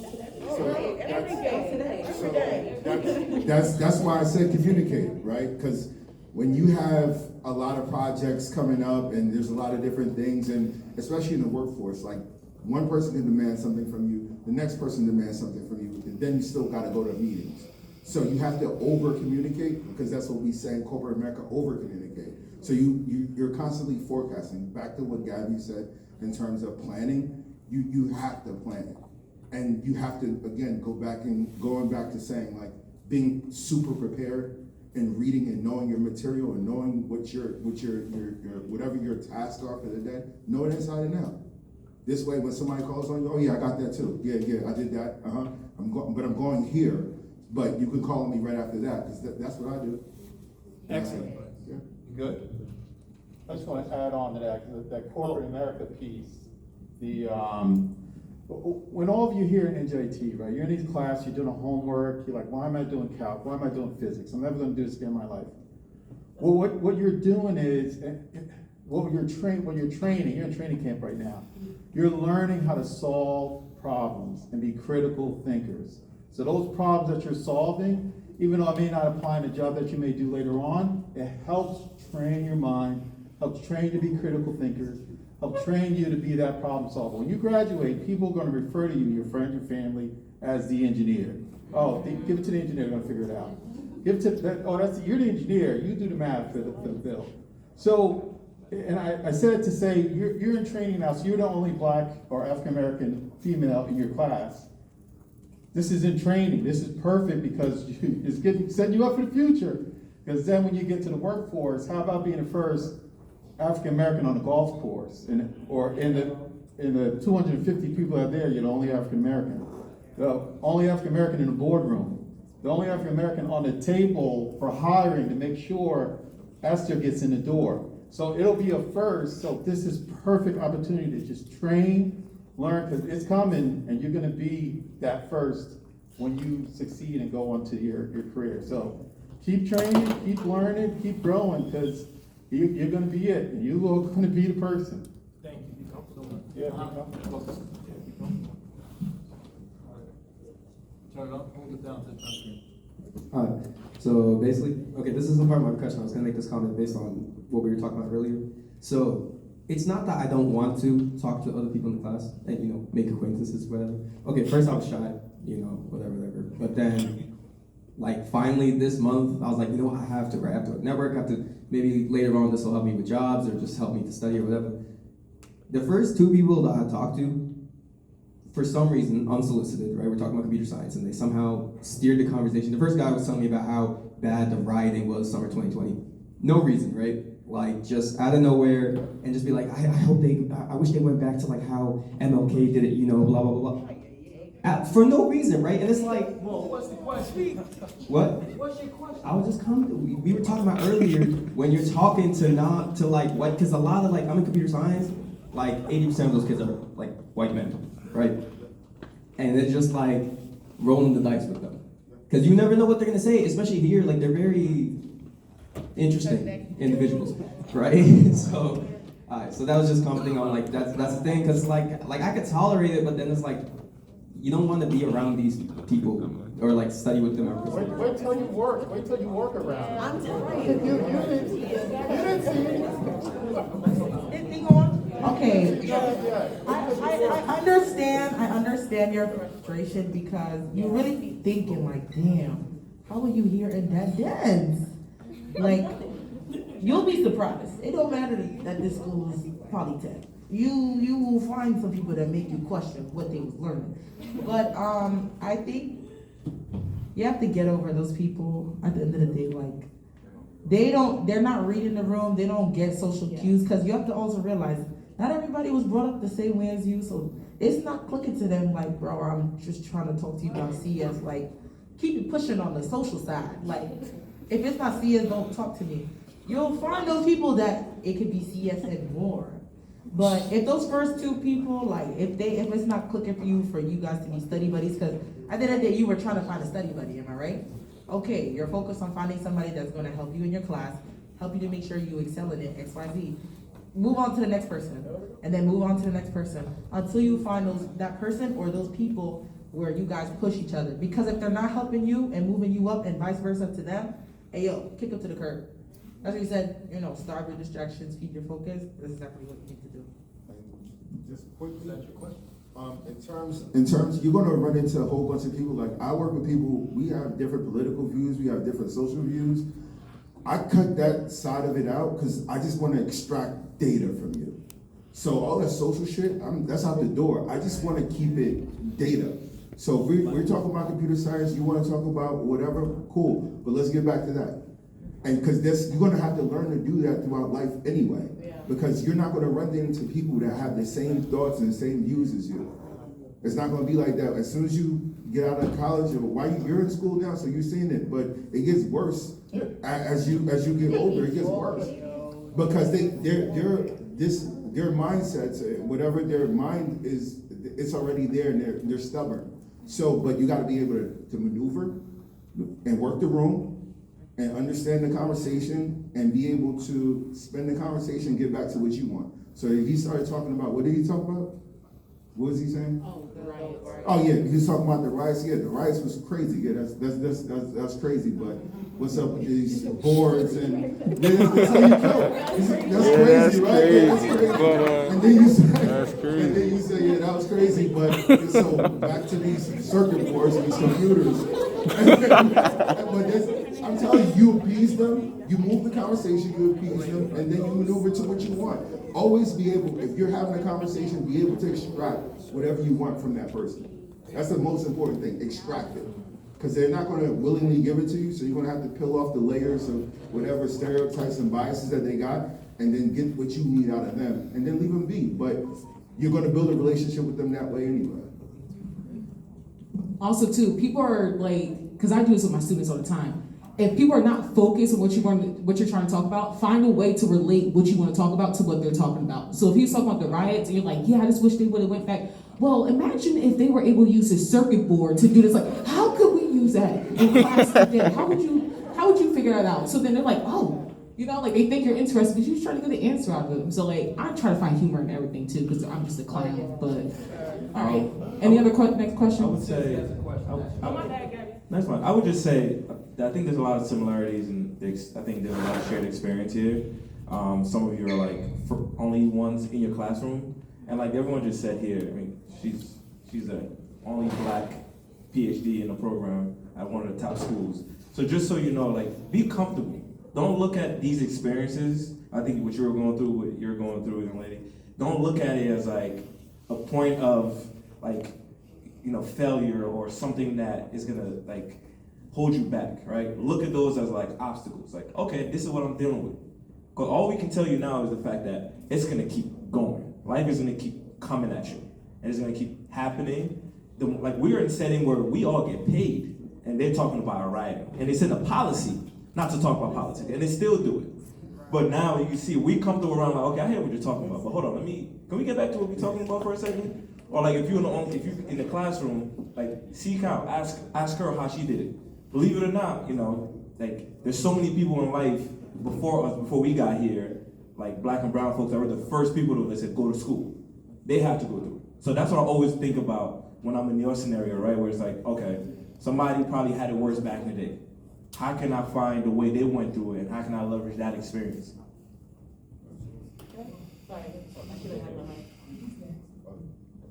I'm sorry, can I quickly jump in? Really quickly. Dang. No, what I want to say is, we're all important, people are important, but you have to understand that sometimes people like that are means to an end. If you understand that quote, it means that you get what you have to get sometimes, and then you just, essentially what my other panelists have said, get what you have to get, and move on. But like even now, I experienced a form of sexual harassment where a guy was calling me baby in the office, calling me baby. I'm looking at him like, so understand that these things will happen. But I think if you have an understanding that you could be the shift for someone's mindset, not take it a step further from just studying, but when someone says something stereotypical, I can be a vessel in order to change their mindset or to make them more knowledgeable so that they don't do what they're doing to the next person. But the problem is a lot of us look past it and we just continue. So if every person in this room were to continue to give someone knowledge on what they're saying or the microaggressions that they give off, I'm telling you this university will be a lot more different. But so don't always just look away and say, oh, it's annoying. Okay, if you're annoyed by it, then do something about it. One more comment. You dropped the jewels. You don't have that much time. We're trying to get these questions in because we want them to ask questions. Hello guys, I just want to say thank you for coming out tonight. I appreciate all the stuff you guys are saying. And for those of you who interview, I think you said you interview and you brought in some real estate agents, and I think you did as well. What would you say generally is the greatest shortcoming of the people you guys are interviewing? Generally speaking, when someone's coming on and you're interviewing them and seeing what they know, what would you say their greatest shortcoming is and what they need to improve on? Confidence. That's it, confidence. Yeah, public speaking skills and social skills. These phones have killed a lot of the social skills. People don't know how to really communicate with when they especially throughout their interviews and things like that. It's just not good. So in a case like that, what I did was I took Toastmasters. If you guys know or familiar with Toastmasters, yeah, I did Toastmasters for 3 years. And it's really good with public speaking, and it can get you out of whatever funk or whatever fears that you have, because I know there's people suffer from social anxiety now, a lot more. So I would say that's something that I would tap into. You said it's Toastmasters? Yeah, Toastmasters. Google it. They're free. You can take classes, Google it. Yeah. When you work in the financial field too, they make you take them. Yeah, you have to. He's got a question. This is why you shouldn't skip your English class. Back to the young lady. English is extremely important. You need it. You'll be very surprised how many professional people cannot speak well, and their writing is terrible. Professional email. I know you might think that, oh, I can skip this English class. It's not gonna make a difference, but I'm telling you, engineers, their writing, speaking, it's just not. Go to English. If you have issues public speaking, take a theater class. That's why it's my minor. Take an improv class. Take presentation classes. They offer here. It's an easy way to fill 3 credits per semester. Pretty simple class. Open mic night, Nesby if they still having it. It's simple ways to get around stuff like that. Practice, practice, practice. Practice with your mother, your father, your dog, your sister, your brother. Hey, my name is George, I'm an engineer, and this is what I do. Just keep practicing. And read. Read, yes. Read everything. Read. Just read the label on the bottle. I have a really good question. So I know you guys worked for probably the longest time, and I have a really good question for you guys. So since you guys are wondering where those are my ears, those are cochlear implants. I'm deaf. And I was wondering if you guys have ever worked with people of disabilities, and how I wanted to know how they were able to go through, because right now I'm trying to do the workforce recruitment program. Oh, great. But I've tried to get a job in the past, and my deafness has been a huge hindrance, because back then technology wasn't as good. It was you didn't have Bluetooth, you had to go through the phone and listening and everything. So do you know anyone, and how did they go through it? Absolutely. I would say first and foremost, God bless you, and I so appreciate and empathize with you, and we look forward to working with people with superpowers, because that's what I call them, superpowers. I like that, right? Superpowers. There's no disabilities in my world, and with our our company, that's something that I just got off the phone with our diversity, equity, and inclusion person, because diversity, equity, and inclusion is not about just race and color. It's about everything, right? Whatever differences that you have within the difference between you and somebody else, is diversity. So there's companies out here that have initiatives that will hire you. We will hire you. That's a fact. If you're qualified, we would definitely hire you 100%. I would say you just keep working, keep pushing, don't give up, and even if a door closes, go through the next door, or just keep knocking on that same door. It doesn't matter, because that's what's really going to get you there, the persistence, the drive, and everything else. And God bless you, man. I couldn't even tell. We couldn't even, like, your speech is impeccable. Like, God bless you. We encourage you. We're supporting you, whatever you need. And I make sure you get my phone number before you leave, so I can try to plug you in with anybody else that I know. Also, just to touch on for you, we have a whole department here in the IEP or it's IEP, right? They have a department that handles all learning disabilities. So which is everything at NJIT, the services you probably can receive, but in career development services, they also have programs that help with disabilities. So you can, because basically having that disability you can't hear, there's so much technology out here that you're going to be an asset, because you help with other deaf people and help bring them on and whatever customer base. But there's things here that you definitely take advantage of. So definitely, like Mr. Castle said, look for the program. So it's not just for physical disabilities, it's also for invisible, non-physical disabilities. So like while I was here, I had depression, anxiety, ADHD, all of it. So because I went through that, I was able to get like special time frames for my exams, special help. They have like all of this technology, literally, it's sitting there and nobody is using it. Because they have no idea who the students are, how to communicate with them. Like, though there are a ton of people here to help. I discovered them just randomly, but like, Mr. Castle will help you also. But they are there to help you, and they can plug you with a whole bunch of other people also, because just getting that extra time, getting that extra technology for classes, here and Rutgers, if you take classes, like, it is tremendous. You'll be surprised. Absolutely. Okay, so with time management and keeping to schedule, I know you guys say you should create schedules and everything, but sometimes we plan things and maybe it might tend to run. You might be like, oh, I'll do this for 1 hour, and then it runs to 2 hours, or maybe you get drinks with your friends and you're just talking and it leads to maybe 3 hours where you were supposed to do some assignments. So how do you know when to stop, when to say no, and how do you do that?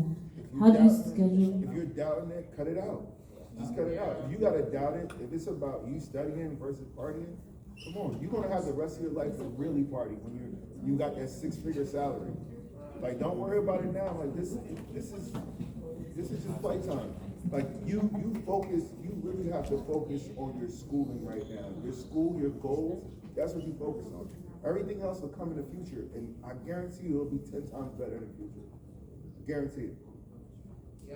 And because you're also asking too, like, if you're spending too much time on a task, or let's say you're studying, if you're not focused enough, like, literally just stop, because you're not going to gain anything, because your mindset is not there.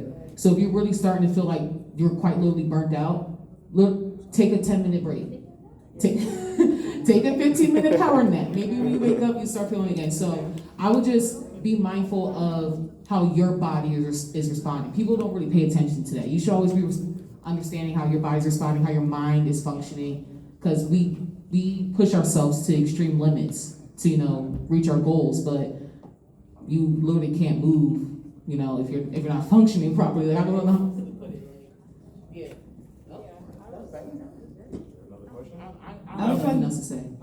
I wanted to add, make some effort to know your limitations. Like, actually take some time and reflect and like get to know yourself. Because the more you know yourself, the better you can set boundaries and the better you can resist the fear of missing out. And it's like, for me, now that I live in New York and doing grad school, there's always something happening, like, it's hard. It's really hard to really set that limitation, but like, I take some time to self-reflect. I'm like, Daniela, what are your limitations? Okay, go to that party, don't go to this party. spend an hour on this assignment, or try to figure out what are your limitations. The only way you can really be more efficient is if you know your boundaries and you know your limitations. And everybody's different, but the more you get to know yourself, the better you can become. Let me just say this to you young people, y'all want to party. Y'all don't do jack anyway at the party. You just stand there.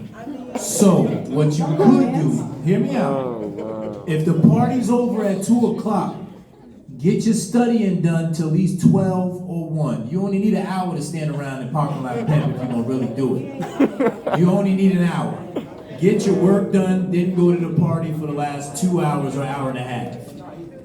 Yeah, my philosophy is work hard, play hard, but work harder. So if I'm at a party, I know tomorrow I'm spending the whole day studying. So use it as like a reward system for yourself, because that also helps. Because like sometimes you do need the balance. Don't just focus on books, but you do need the balance, right? So I always tell myself, okay, I'm gonna be at this party, but tomorrow I'm gonna have to pay back that time by spending so much time studying or doing assignments or something like that. So the balance is so important. 1 hour apart. 1 hour. I agree. Oh, she's serious. She's standing up. She's serious.